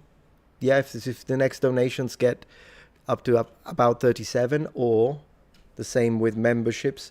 Talking about memberships, so now it's time, and thank you for your generosity, by the way. I'm having a good time. So with you. Here's the thing, though. So we're getting to the end, the last 30 minutes of the stream. So as I usually do, the chat now is going to be members only. The stream still remains open to anyone, of course, but that's my way to say thank you to people who are channel members. So if you have been considering, maybe, I don't know, maybe I could become a channel member. Well, this is the moment, because every live stream, there are 30 minutes dedicated entirely to you. You can ask whatever you want during the chat, and there is going to be a lot less comments, I suppose, to read. So we're going to switch to that. As usual, we'll play a little game before we do that. Let's see who's going to manage to get the last comment. Slipping in before I count down to 5. We're going to try that. In 5, 4, 3, 2, 1. Welcome to members. John wins with a dot. With a dot. That was a good move, John. Good move. Congratulations to John. Massive round of applause. And as always, welcome to the inner circle. All right, guys. Now we're going to have a good time as usual. We're going to continue. We're going to read chat. And any questions you had, anything. What did you think about the video? I thought it was pretty good. I don't always like Insider, but I have to say this one was actually nice. Reacted to Tobias Capwell in KCD2. Oh, he made videos about KCD2? I didn't know that. No, I don't want to do react for the last 30 minutes. I'll just do chat. But maybe tomorrow we could react to that. Yeah, you're right. Exactly, Samuel. Well, thank you. You're doing a better job than me. So yes, Friday is members only, like the entire stream. Usually 2 hours. The entire stream is dedicated to members. Yeah. So it's basically like this, but the entire stream. So if you're a member, do remember Friday, 5 p.m. Central Daylight Time. Full stream. We can watch whatever you want. We can play games. And tonight, man, tonight I kind of want to play something. I think either I'm going to grind a bit more Ghouls and Ghosts, or I might play some Street Fighter, or we might continue Oblivion tonight. We'll have to see. Got a lot of options. We don't need this, though. We do not need this. That pasta was great. That pasta was fantastic. Lo estará muy interesante. Cool. You should call the inner circle the round table. You're absolutely right. Man, I need to play a little bit of Knights of the Rounds again. That's a game that I like to replay periodically. And I have a full playthrough on my gaming channel with Lancelot. I should do a playthrough with King Arthur and one with Percival. Just turned 20 a couple of days ago. Don't feel any different, should I? Says Colin. Well, happy birthday to you. No, I mean 20. Not particularly, I don't think. 30, however. That's another discussion. Or 40. I mean, I'm a man in my 40s at the end of the day. So, yeah, it didn't feel any different that much when I turned 20. But yeah, when you turn 30 is when you start being like, wow, things are different. Nah, 20 is still very young.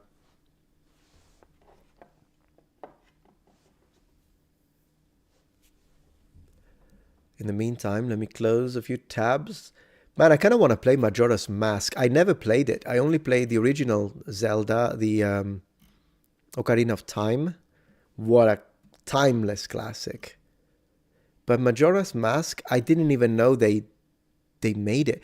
When did it come out? Because it's possible either that in Europe or maybe in Sicily, it wasn't advertised that much. Or the other option is that maybe I was more into PlayStation at that point. I wonder. I'm still a gamer at 45, says Samuel. Absolutely. Yeah, gamer until the end of days. Here's the thing, though. People like us, that we are in our 40s now, we are kind of the first generation that grew up with actual video game as a hobby, video games. So it is normal that now that we are older, we still play video games because that's what we did as children. So we kind of, I know that when you write it, you feel like, wow, I'm so young. But from the perspective of, when you are, I mean, 45 is still, of course, medieval. We are medieval, both you and I. But really, we are really doing what we were doing as a child, which is great. But it's a bit like, I don't know, our grandparents still playing cards because that's what they did as children, or that kind of stuff. I wonder what the next generation, because right now younger kids are into games as well, but a lot of kids are into phones, like playing with the phone, and I mostly don't. So maybe when the current youth will be 45 in freaking 2055 and whatnot, 2060, maybe they'll be all playing mobile games, or maybe microchips in their head. I mean, it's how it is. It's how it is.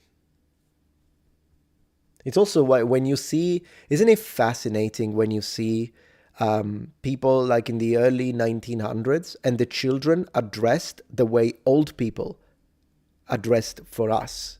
Because that's what they're doing. They just keep dressing the same way. So what we wear now that is normal, in 2060, who the heck what the youth will be wearing, and we will be still wearing a pair of jeans, whatever this, and this will make us look old from that perspective.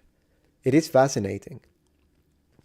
Like literally, if you've seen kids, there are videos that I love. I'll read chat in a second, but there are videos like, see if I can find this one. Let me see.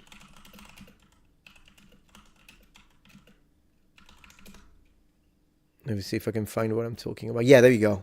Like, look at this, right? So, for instance, when we see these videos that have been now reorganized again, and you can watch them even with some color, and the way, let me see if I can show you these videos, these time machines, like this one with the driver. I watch it religiously. Look at the people. Look how they're dressed.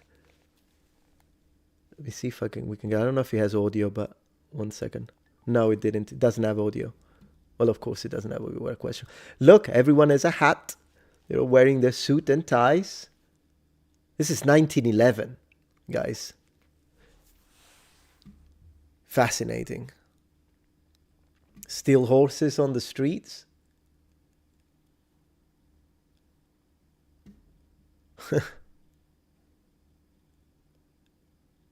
And then there is, yeah, I watched the whole thing. I love watching these. Fascinating. Over 100 years. Look at this lady. Look how elegant she is in the way she walks. You can tell. My gosh. Now, sometimes you find children, and when you see the kids, is mind-blowing. Man, look at these cars. They're beautiful. I don't know if I can find... Oh, that's me. I don't know if I can find the one with the kids, but I saw the one with the kids and it was mind-blowing. Maybe it's this one. Maybe the short. Let's see. There we go. That's a kid. Yeah, that was a kid. Look at the kid. He's dressed like an old man from our perspective. That's exactly what I was saying. You see, I don't say stuff out of my... Like, it's actually... He's dressed like an old man, and yet he's a child. I find this mind-blowing, because as he grows up, and he's 50, 60, 70, 80s, he's still wearing his little thing, he's still wearing his suit, we're all very nicely dressed. But to us now, that has transitioned, and it has become the way an old man dresses, which is the way a young person dressed back in his time. Everything is relative. Yeah, everything is covered by glass now. It's a different architecture as well. Yeah, sure. Yeah.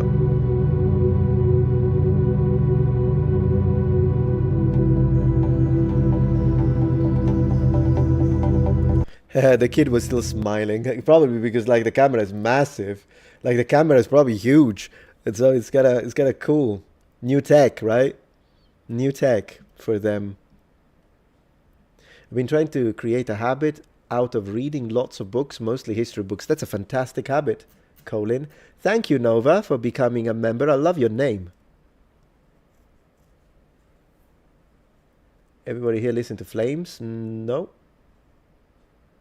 Evil Black says, I'm nearly 50 now. My favorite thing about growing old, being able to refer to my high school days, ASW. I don't know what ASW means, but that's probably why I'm missing the reference.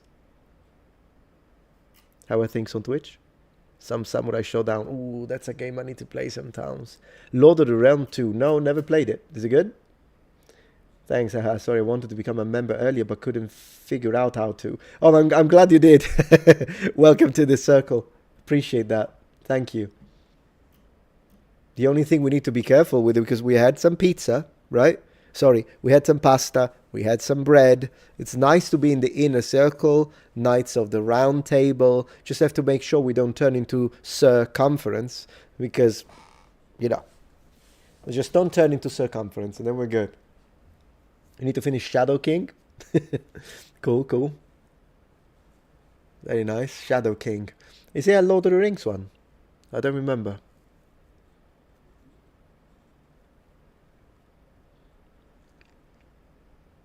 Oh, I'm all for game preservation, Mr. Glanet. That's why I have a massive collection of physical. Thank you, Thorfinn, for becoming a channel member. Really appreciate that. Thank you so much. So yeah, I was saying, I spend my gaming time split between new games and old games. And when I say old, I mean actually old. And I don't know, sometimes the old ones are more fun for me, but maybe it's just a nostalgia thing. Depends, it depends. There are some modern games that I need to try this Expedition 33. What do you guys think? Shadow King is the Warhammer Sundering second novel. Oh, I see. It's a good thing my dad taught me to appreciate that humor. That was impressive. Yeah. Cool stuff. It is about the Anar family, also has Hellbron. I see. I'm not really familiar with the literature. I can guarantee Metatron, if you consider any Byzantine content, you'd be looking at a very diverse, expansive video concept that I believe will gain a lot of support and views. I appreciate that, and I do want to make Byzantine videos. It is planned. But I'll be honest with you, I don't think they will get views. Right now, anytime I make a video that is like a lecture video where we talk about a historical matter, they cap at 20,000 views and the algorithm doesn't push them. So it doesn't matter because I've got members. You guys are joining, so that basically self-funds it. So I'll do it. And then if I can be proven wrong and you were right, and the video, it's 100,000 views, oh, that would be great. But the reality, right now, that's not what's happening. It's really difficult to justify the production of deeply researched videos on history. I still do it. Sometimes I do it at a loss. Other times I do it because, well, you guys, between Patreon and members, it's fine. I can still produce some of these videos. But if I only had to rely on what I call vanilla content, so the kind of stuff that I used to make more often, and I only had to post these like 4 or 5 times a month, it would be a complete decline of the channel. Talking about that, how many subscribers have I lost? Because I told you I've been losing a lot of subscribers. I'm not talking about members, I'm talking about subscribers. So the current number that I see before refreshing, so since I started this stream, the current number is 980,978. Let's refresh. Yep.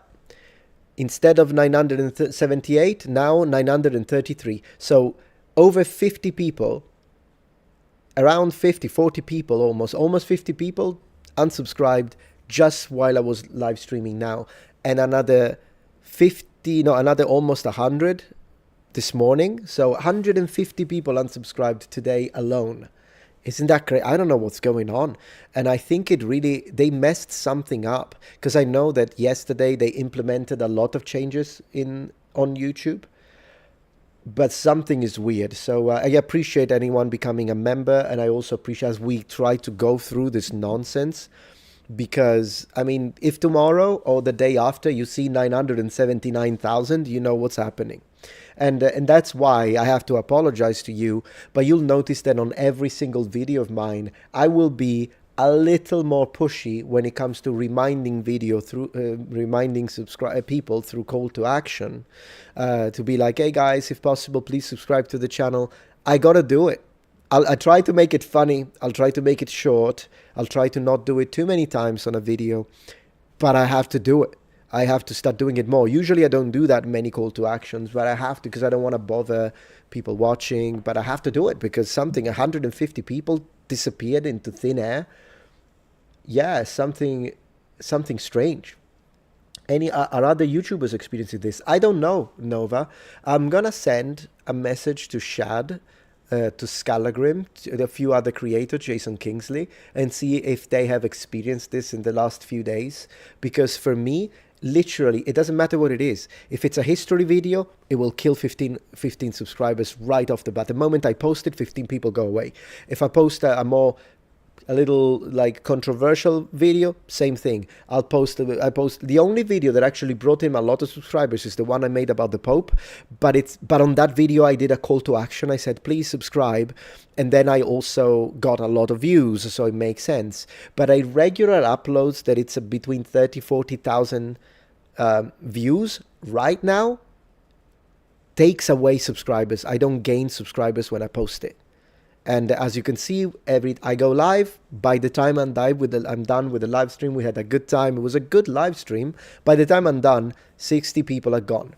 And that's strange. That is not normal. I've never experienced this, and I've been on the platform for 12 years. You have ups and downs, but this is strange. Hey, Evil Black, thank you for the support. I was reading nearly 50, my favorite thing about growing up. Oh, the late 1900s, I see. So growing up older is being able to refer to my high school days as the late 1900s. Oh, you're so right. True, same for me. I mean, we experienced, of course, there are a lot of youths and kids that are born in 2000. Well, to be honest, if you were born exactly on year 2000, you'd be 25 now. So I can't even say kids anymore. Man, that's crazy thought. But yeah, no, we are from the previous century. Isn't that crazy? I'll use the call to action more. Yeah, you'll see it on every video now because I need to counter it somehow, right? I need to try and counter it. And I hope it will be enough. I really hope so, because we are literally 20,000 from a million, which would be a wonderful milestone as a creator after, once again, 12, 13 years on the platform. And the fact that we got so close, the growth was 15,000 a month, which meant in a month and a half I would have hit a million. But now the growth is like 900 people. It's like, why? Because I keep losing subscribers for no reason. And so the new people subscribing are not enough to compensate the loss. And this is weird. I might make a video if this doesn't stop. But then again, those videos don't get pushed. People don't get the notification. And so those videos cap at 15,000. It's a difficult situation. So once again, anyone who is subscribing to the channel and also people with memberships, thank you so much, because it's thanks to you that we can navigate, not only as me, as the channel's owner, but as a team, and the researchers, the editors, my wife helping with editing. The way we navigate through these is through other platforms, like on Twitch. Thank you so much, by the way, guys on Twitch. Thank you for being here. And through Patreon, but also through memberships, because memberships, I don't have to worry about this too much. Like if I lose 5,000 subscribers, but I gain 2,000 members, then financially that's in fact better. That's preferable. I wish I didn't lose the 5,000 subscribers, but then again, there is a way to still make it work as a platform. Strange times we're living. Strange times. Time goes on, or so they say, exactly. And time stays, we go. True. Colin says, I was in 2005. Crazy to think it's nearly 20 years later. True. I talk about it like I remember beforehand. That's fine, don't worry. It's cool. Isn't there an Anne Frank video while she's looking out the window? Maybe there is, yeah. Also, I've been with you since 8 years, 13 days, and your armor debunking videos, the Eagle Skyrim. Yeah, so you're an old school subscriber. I'm glad you're still here, Thorfinn. Man, you've seen the evolution of the Metatron channel through the ages. You've seen everything. Very cool.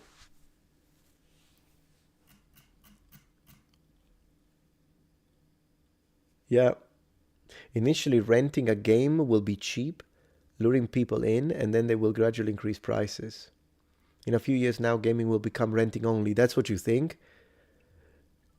I mean, at the end of the day, they already say we need to be comfortable not owning anything, which is nonsense, because if I'm a customer and I buy a game, particularly with a physical, it's my game. I bought it. This idea that, no, you're not technically buying, it's just you're having a license to play it until we decide that you can't, that's nonsense.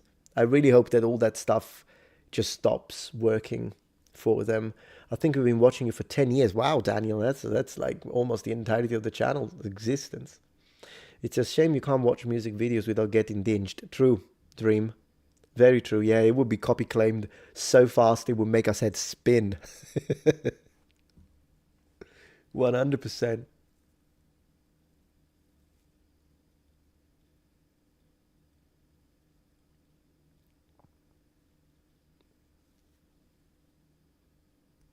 Yeah, it is a scam hag up. The idea of you don't really know digital copy. You don't. Not only they should be thankful, these production companies and whatever AAA, that we are okay with some of us are okay downloading digital content, so they don't actually have to produce physical copies. That makes it easier for them, which also means the price should be lower, to be honest, because there is no manufacturing. For some reasons, they're priced equally. That's also weird.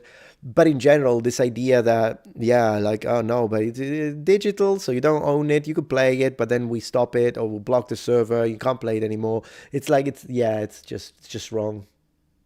Corporate nonsense. These companies literally exist because of their customers. Absolutely, we made them, just like you guys. I'm very grateful to you. If it wasn't for you watching, there would be no Metatron channel, and I will always be in the correct space of mind to recognize that and never forget it. I often say streamers that like get so big and even bigger than me, a lot bigger than me, and they feel like, oh, I'm entitled to this and guys and this and that. No, nah, not at all.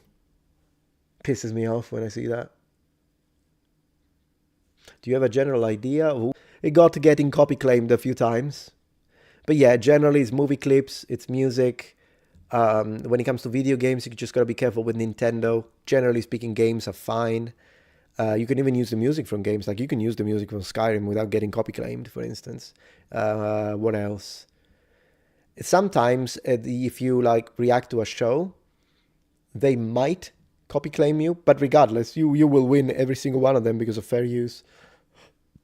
So as long as you're not re-uploading the entirety of the video that belongs to someone else, in general, other creators won't have a problem with that. And the creators that try to copy claim you or copy strike you because you're reacting or providing commentary, responding or debunking one of their videos, they're just trying to suppress bad press. But by doing that, they're actually going to get 10 times the bad press. And once again, fair use. So they can't win that in court. So the moment you say, okay, take him to court, they'll drop it. Hey, welcome back, Just Girl. What did you miss? Yeah, the backflip. No, I'm joking. I didn't do any backflip. That was funny. They recently released a Templar theme song. That sounds cool. Dream. Yeah, you wouldn't follow someone like that to begin with. I understand, Dream. I think a lot of these influencers that are really young, and so they get audiences that are kind of their age. So it's not like they're going to think that deep. They think someone who is kind of like them, but is popular, or she, and rich because of it, and then they don't care because they're like, oh, I want to be like that guy. So they watch the guy, and then unfortunately, not always, but sometimes these guys end up being really bad.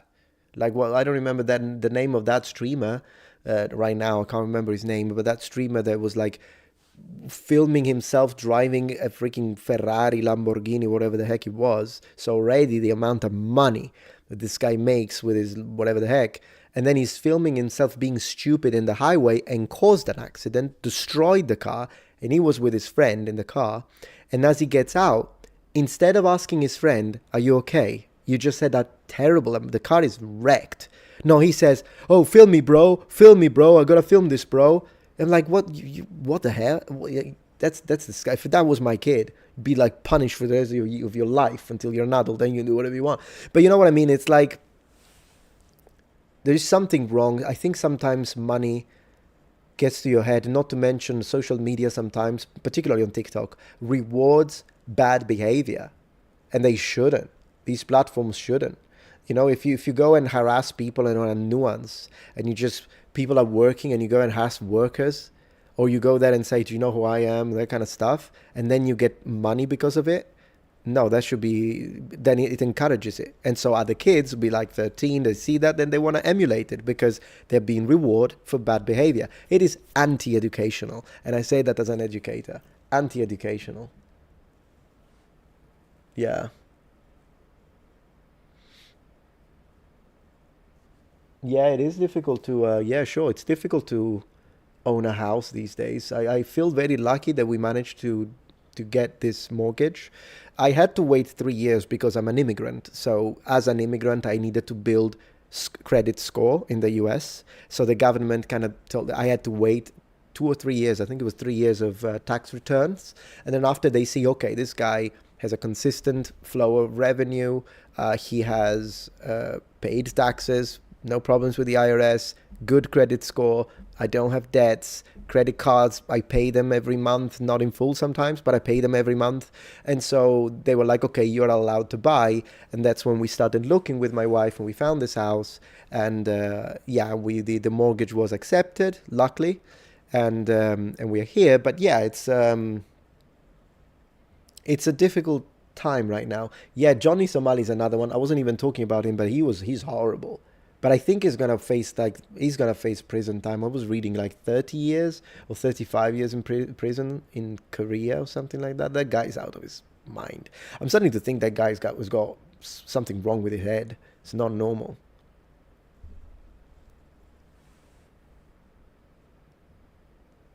I remember a teacher in my master program said we won't be a leader worth anything if we don't embrace AI in order to be part of the big leaders circle. I'm like, no, I don't want to be in that club. Yeah, AI is another touchy subject. It's a touchy topic because it is dangerous. Like objectively, it is not that I want to be a doomsday guy or I want to be that kind of stuff, but objectively, we don't know what AI is gonna do. It's already as intelligent. I think the most advanced language models are already as intelligent as Einstein. That's what I heard. Am I wrong about that? I don't know. But I did hear that it's definitely more intelligent than quite a few of us. The problem is when it becomes exponentially more intelligent than us, then how are we going to control it? Do you prefer the USA to Italy, asks Colin. On some things, yes, and on some things, no. So it depends. It's really case by case. But I love living in the US. I do miss my coffee culture, though. You do have your own coffee culture, it's just that it's different from mine. So that's one of the things I miss from back home. Just walking to the cafe, having a little conversation with the barista who knows everything about my business, of course, and everyone's business. It's literally part of the job in Italy. And then drinking my coffee standing up like that, and with a little coffee cape. Un caffè, per favore. Sì, un caffè. With double F in Italian. Yeah. Yeah, the USA is car dependent. You're absolutely right. You guys drive everywhere. Now in Italy we walk. I think maybe one difference, one place where you can walk a bit more, I imagine would be New York. But still, if you need to go to the other side, then yeah, you still need to drive a lot. And there are a lot of US cities where you have to drive because the residential area and the commercial area are literally separate. Instead, Italy is more like you have a house, coffee shop, house, a small shop, family run, on top of it a restaurant, then building of houses, but under that one there is another shop. It's all like that. It's all mixed. The quality of life is better in Sicily than it is here, but job opportunities in America is far better. Absolutely, Jack. And even the quality of life, I mean, I don't know, because as you say, there is no job. So if you have no job in Sicily, everything is cheaper. But then again, if you don't have a job, that doesn't help. Now, with what I make, I could live in Sicily very comfortably. I do prefer living here, though, because Sicily has a lot of other problems that I don't have to deal with here. So it's case by case. Can't even go to the kitchen without a car. Goodness gracious. Yeah, I should use that one with my wife. She wants to drive everywhere. And not only she wants to drive everywhere, but whenever we go to freaking Walmart or Best Buy, or she will try to find, I'm like, there's a parking spot. It's like, no, there's another one over there. And I'm like, it's literally 3 feet. 3 feet closer. What difference is it going to make? But she has to find the closest spot possible to the entrance. Just how it is. Yeah, America as your wife, that's enough for you to want to speak. Yeah, totally. Yeah, that's why I moved here in the first place. Although, I'll be honest, I was thinking, even before I met my wife, I was thinking of moving from Italy because the taxes in Italy are insane. So I kind of wanted to move and go somewhere else. And one of the options was the US. So I was thinking either I go back to Japan, because I lived in Japan for 4 years. Either I go back to Japan, a place I know, or I go to America, bit of an adventure, since I didn't know. Or I was considering going to another country, maybe either going back to England, or maybe try and live in Greece, I was thinking. But I think the most probable would have been USA, UK, or Japan. And it's possible that I would have chosen Japan, but I'm happy that I'm here where I am. I love the US. It's good. But yeah. For you to struggle to find a job in the USA. No, I understand. Of course, it depends on the person. But then again, like in Italy, the levels of unemployment, when we talk about statistically, like on average, is crazy. Like there are people with a doctorate. You can have a doctorate, no job. I don't think that's gonna ever happen in the US. I could be wrong. I don't know how it is now. But definitely, it's easier to find a job here than it is back home. 100%. Glad to have you here, Metatron. Thank you, Cortova. I'm declaring citizenship in Germany on my dad's side, and I'm open to moving to Europe. I just have no idea where yet. Yeah, do you speak any other language apart from English? Because that could help you determine where to go. Unless you enjoy the idea of learning a language. If you're like me and you're like, no, I like the challenge, let's go, then sure. But if you don't like the idea of having to learn another language, then you should have to consider that. Same guy being sued for having his bodyguard punch someone. That's the guy, Aloha. Yeah, that's the guy I was talking about. Jack Doherty. Yeah, that's the guy. That's the kid. Insane. I really don't like that type of person. Like, I'm sorry, I don't. I just don't. Too spoiled. It is what it is. Plus, he takes his shirt off every time. What the heck? The only people that can take their shirt off in front of a camera are bodybuilders that train you. They're trainers, shirt off. Why? Oh, well, because it's their way. It's how bodybuilding channels work. Like someone like Jeff Cavaliere, how he pronounces it, but it's an Italian surname, so I'm going to say Cavaliere, whatever. Jeff Cavaliere, his shirt is off every time. It makes sense, because like I'm listening to this guy, and he's telling me how to lose body fat, muscle definition.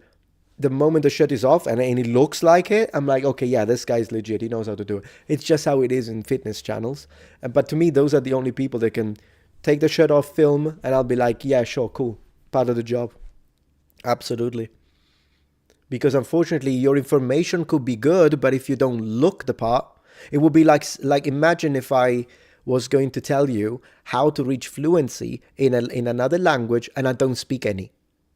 No one is going to believe me. It's like, yeah, but I'm teaching you how to be fluent in Japanese. And people are like, but do you speak Japanese? Prove it. I'm like, no, sorry, I can't speak it. Well, no one is going to listen to me. Likewise, if I want to know how to, get ripped, then I'm gonna listen to the guy that looks the part rather than the guy who doesn't look like it at all and hasn't done it. He may have studied it, but he has never actually done it.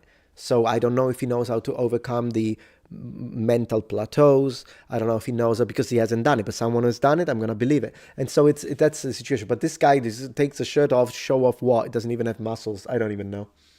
It is what it is, guys. Yeah, you love Jeff Cavaliere? Yeah, he's cool. He's cool. I haven't watched him in a while, but I used to watch him.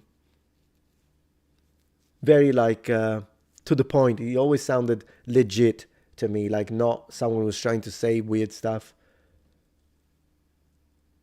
Thank you, Nicholas.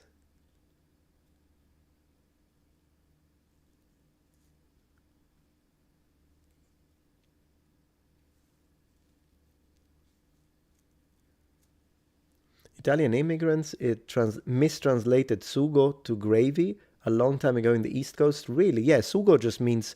Sugo, I think, is sauce with meat. In Italy, we can use it in general for sauce, but I think technically it would be sauce with meat, if I'm not wrong. Salsa is just sauce. I believe there is a small difference between salsa and sugo. Other than, again, a lot of Italians use it interchangeably just for tomato sauce, just so you know.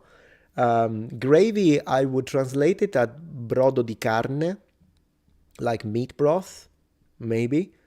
That's how I would, if I had to explain to an Italian who doesn't know what gravy is, I would tell them, brodo di carne. That's how I would explain it. Maybe there is a better translation, but personally, that's how I would translate it.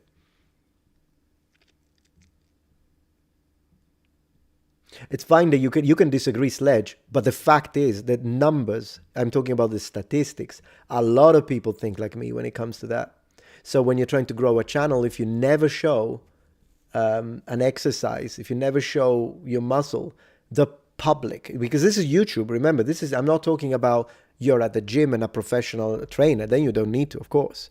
But YouTube is a different beast. And if you want to get 1 million subscribers with a training channel and make a lot of money from it and get a lot of views, there are some kind of unwritten laws that is just part of the game, if you will. YouTube is its own beast, really. It's like when I have to change a title, like at school.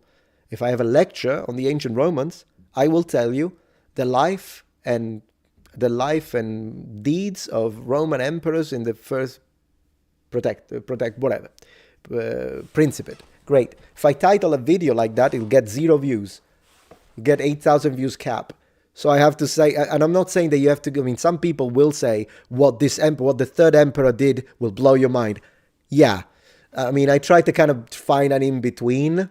But you've got, yeah, you see the point now, exactly. So it's not that I disagree with you, I agree. But in the ecosphere of YouTube, it's like, you won't believe what this barbarian kingdom did. And it's the titles have to be a little bit like that, because it will make a massive difference, my friend. Yeah, hate the game, not the player. What can I tell you?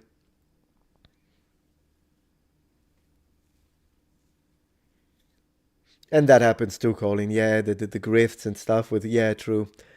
It is, yeah, it's a risk when you watch people. Like sometimes, for instance, you see, thank you, Nicholas, great educational value, you say. Sometimes you've got people that are more charismatic, and so they will get more views, even though they know a tenth of what an actual expert knows, but the expert is so boring. And so YouTube is entertainment. It can be education, but in my opinion, it becomes edutainment. So it's educational and entertainment. Because if it's only educational, good luck getting views with that. You will get views from people that are like my age. I don't have a problem. But if you want to increase that demographic, you got to make it fun, right? You lost 13.5 kilograms, so now I like taking my shirt off. It makes sense, Jack. That's 35 pounds for Americans, yeah. If Metatron was boring, I wouldn't watch. Yeah, thank you. That's why I'm glad that you are charismatic and educated. Thank you, Brandon. I appreciate that. Try to do my best. Yeah, try to do my best. One thing I had to learn, my gosh, if you watch my original videos, meaning my older videos from like first year, second year, even up to third year, I would never get to the freaking point. And now I see it because it's a learning curve, how to be natural in front of a camera. I think not all YouTubers, but a lot of us, when we begin and we're like, oh, I want to be a YouTuber, you kind of have a bit of a theatrical nature first. You have a character that you go into, not because you're trying to fool people, but simply because you're not natural in front of a camera. So you kind of try to project things that you think in your mind, that would be cool, that would be nice. But at the end of the day, the more natural you are in front of the camera, I think the more authentic your content seems. If you do watch my very first videos, you can tell I'm a little theatrical and I'm kind of creating a bit of a character, a persona. And yeah, that does happen too. Come a long way, amigo. Thank you, Daniel. I appreciate it. And it would be nice to say it without refreshing the channel. 933. Oh, 936. We gained 3 subscribers. Thank you. You probably did that. It would have gone down, but probably because I mentioned it that I'm losing subscribers by the minute. Some of you subscribed back or just decided to subscribe. Finally, it's the first time in the entirety of the day from yesterday night that after a refresh, I see the number go up. It went up by 3. It's not a lot, but it probably means that it was going down by 20, but 23 subscribed and we got a +3. That, I swear that's what happened. I know that's what happened. Something on the lines of that. Something on the lines of that. Thank you, guys. Really appreciate that. Hopefully, with a bit more mentions, I'll mention it on the community tab as well. Maybe with a bit more mentions, we'll be able to counter it. This YouTube nonsense. We gotta fight to that million. It's like it's our achievement. It's not just me. We gotta fight for that million, guys. We're not going down without a fight. That's what I'm telling you. That's what I'm telling the machine. Man versus machine. Is it true that Italians get excited whenever they hear non-locals speaking their language a lot? Yeah, sure. In Italy, less, because in Italy we kind of take it for granted a little bit. I mean, if your Italian is really good, then people will still say, ma bravissimo, bravo, parli bene l'italiano. So people will commend you, will be surprised. But if you're like conversational, but yeah, it's gonna be, they're not gonna be like when you go to Japan and everyone is like, wow, like it's a little less. People kind of expect it. But I think if I'm going around somewhere else in another country, like if I'm living in America and then I run into someone who actually speaks Italian fluently, I would imagine, yeah, at that point, an Italian who has lived abroad for a while runs into someone who speaks it. Cool. Yeah, I can't believe I am very close to 1 million. Yeah, it's gonna be. I think it's gonna be it's gonna be an uphill, and we're gonna have to. It's not gonna be a run. For the last 20,000 is not going to be a run, but we'll do anything. We'll do anything. Mexicans in the US get excited when an American can speak Spanish. Well, let me tell you, the guy who brings me my mail is Mexican, and every time I speak to him in a mixture between Spanish and Italian. So like I try to use my Spanish, and if I fail at one point, I'll just put in there a couple of words in Italian if I don't know how they say it. And we love it. The guy loves this house. The guy loves this house because like he knows it. He knows that I'm gonna go out and I'll be like, oh, buenos dias, ¿cómo estás? We always love it. We talk about the family show. He showed me pictures of his kids. It's cool. It's cool. Yeah.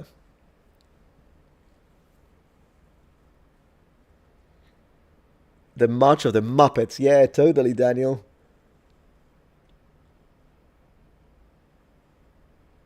Jersey Girl says, oh, I remember a fellow Disney intern now. She was from Japan. She got so excited to hear me say a couple of Japanese phrases. Oh, yeah, for sure. Japanese do that all the time. Yeah, the Japanese do that a lot. YouTube be tripping. Yeah. Thank you, Nova. I really appreciate that. Everyone subscribe. Yeah, let's go. Have you seen the channel Bread Boys? No, never seen it. What type of channel is it? Metatron on Wired. There is a language expert. Oh, Metatron. On Wired, there is a language expert who did several videos on dialects and accents from around the world in America. He also used to train actors to do accents for roles. Is it recent, Aloha? Because if it's not recent, then I may have already reacted to him on my second channel, Metatron's Academy. I'm still live, yeah, height. Kind of getting towards the end of the live stream, but yes, still live streaming. Curious, how do you compare Claudius and Tiberius? Which one do you think is the greater generally? Well, I think probably, it's a difficult one. They both had some weird stuff connected to them and their sexual weirdness because these guys were weird. But yeah, military campaign wise, I mean, Tiberius did a really good job with the Praetorian Guard and the barracks, the building of the barracks and all that. Claudius, probably Claudius though, because of the invasion of Britain. But yeah, very comparable. When you get to 999,000, when you do a 24-hour stream. So not a 24-hour stream, no. But I might do a very long stream. Yeah, I could do a very long stream. Just not 24 hours because I don't think it's healthy. Paste. Thanks. As a Boy Scout, I've always been baffled by people who will drive around the parking lot for 10 minutes to avoid walking for 1 minute. Yeah, I know. I agree. It was a while ago. Then, yeah, I think I did react to him. I think I know which one you're talking, yeah. Yeah, I have a reaction to him on the language channel. Will you do a 24-hour stream at 1 billion? I mean, honestly, if the channel does start growing again, because there are channels on YouTube that like either never hit the million, they will just be kept under, or they hit the million and then the growth goes very slow after that. And so basically that's what you are. You are a 1 million subscribers channel, which to me, it's great. I mean, I'll take it, no problem. But then there are also channels that instead keep going, like they get a momentum and then they go 2 million, 3 million. If that happens, yeah, I'll do like a crazy stream already. If that happens, like if I become one of those channels that continues to grow after the million, then that would be really cool. But yeah, 24 hours, it's kind of weird. Yeah, I mean, I could. You know what I would do? I would probably go to sleep and leave the stream on, honestly, and then wake up in the morning. I'd probably do that. Yeah. But I wouldn't do 24 hours awake because it's not healthy. No. And you know, I never would want to encourage unhealthy behavior. But 12 hours I could do. I've done 12-hour stream. I've done it many years ago. It was a stream for charity in order to donate for kids to children in hospital. So I did do that. And it was a 12 hours of the original KCD when KCD 1 came out. And yeah, so it was a little long.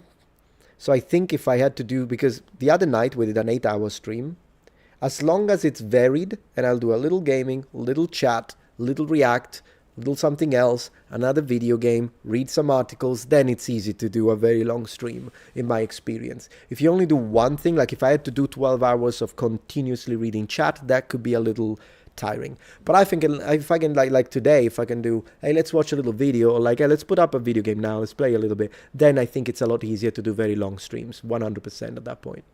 Could do it. And then the chair can run the stream, totally. And you can sleep, yeah. I've heard if you know Italian, you can understand Spanish and vice versa. Up to a certain point. It's not like you can understand easy sentences, and sometimes you won't understand, other times you will, but it's definitely easier to pick it up, mostly because a lot of words sound similar. Not all. There are also false friends. Like, for instance, I think in Spanish, carta is... What's carta in Spanish? A letter? Yeah, it's a letter. In Italian, carta is paper. Instead, letter, we say lettera, so it's actually more similar to English. But then there are words that like they say amigo to say friend, we say amico. So the only difference is one letter. Of course, I'm gonna recognize it if he's gonna tell you if he's gonna use that in a sentence. So they say agua, we say acqua. So they're very similar. Once again, one letter difference. So when these happen, it's kind of magical, in fact, because even if it's a word you have never heard before, you can recognize it. The other day, I was talking to this Mexican guy, and he asked me if I liked America, but instead of calling it America, he called it United States. And he said, Los Estados Unidos, I think he said. And it was the first time I heard it, but I understood it, because in Italian, it's Stati Uniti. Estados Unidos, Stati Uniti. It's very similar. It's very similar. So is the Magna Carta saying letter or paper? I think it's paper in that case. Magna Carta, yeah.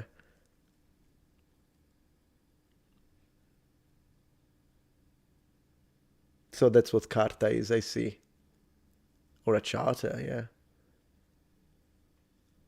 You're familiar with Spanish has made it easier to learning Italian. Absolutely, Daniel, for sure. The only thing that might happen is if you are an Anglophone and you're familiar with Spanish and you start learning Italian, what can happen, this would happen to you, wouldn't happen to me, for instance, since I'm native of one of the two. What could happen is that you end up using a word in Spanish thinking you're using Italian. That could happen. That will never happen to me because I can't confuse them. I cannot confuse my first language. I mean, maybe if I moved to freaking Spain and stayed there for 5 years and then I go back to Italy, yeah, sure, the occasional Spanish term will come out at that point. But if under normal circumstances, it is a lot more likely for you to mix up than for me, because to me, one of the two is my first language, so I'm not gonna do that. Yeah, for the Pope's Latin, I might do it tomorrow. I know I said I wanted to do it today, but I think I'll do it tomorrow, or maybe later on tonight, but I think I want to do it tomorrow, mostly because I'm a little tired, and I think once we finish the 30 minutes, which we're almost done, I might call it a night for now. So then also because it's 9:05 and I do enjoy watching a movie. We're watching a TV series with my wife, so I do enjoy doing that. I think I'm going to go do that now. I'm going to watch a little bit. And then either I'll come back online later or directly tomorrow, I mean, at the end of the day. By the way, what day is today? Wednesday. Yeah, tomorrow we have a regular stream at 5. We could totally do it. Yeah. Oh, so the opposite happens to you, Daniel. That's cool.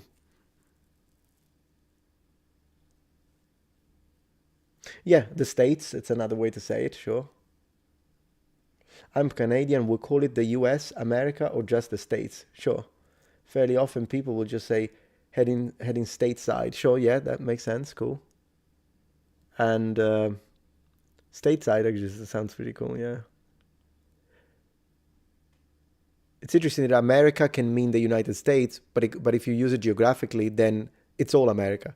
South, Central, and North, it's all America as well. So, yeah. Two different ways to use it, really. I think in the US it's more common when you say America to actually mean the United States. But the reality is South America is America, because America is the whole continent. So is Central America. Yeah. Good evening, Sam. Oh, no worries, no worries. We're about to... Yeah, agreed. America's two continents. Yeah, America, the whole thing. Les États-Unis. That's French, right? Les États-Unis. Yeah. Romance languages, all similar.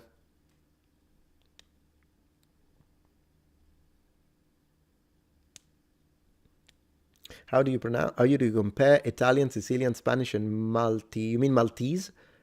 Maltese is the one that is not close to either of the other Romance languages. Maltese to me sounds like a mixture between Arabic and maybe some Romance influence. That's what Maltese feels like to me. It's very different. I don't understand it usually.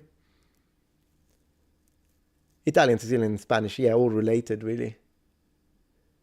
Did you know that Americas were named after, yeah, Amerigo Vespucci, absolutely, the Italian explorer. Yeah, we spoke about it a little bit yesterday during the stream, if I remember right. Very cool. All right, guys, yeah, I'm quite tired tonight, differently from usual. Usually I'm not that tired, but tonight, goodness gracious, tonight is a bit tiring. I wonder why. Oh well, I probably could have slept a little longer, to be honest.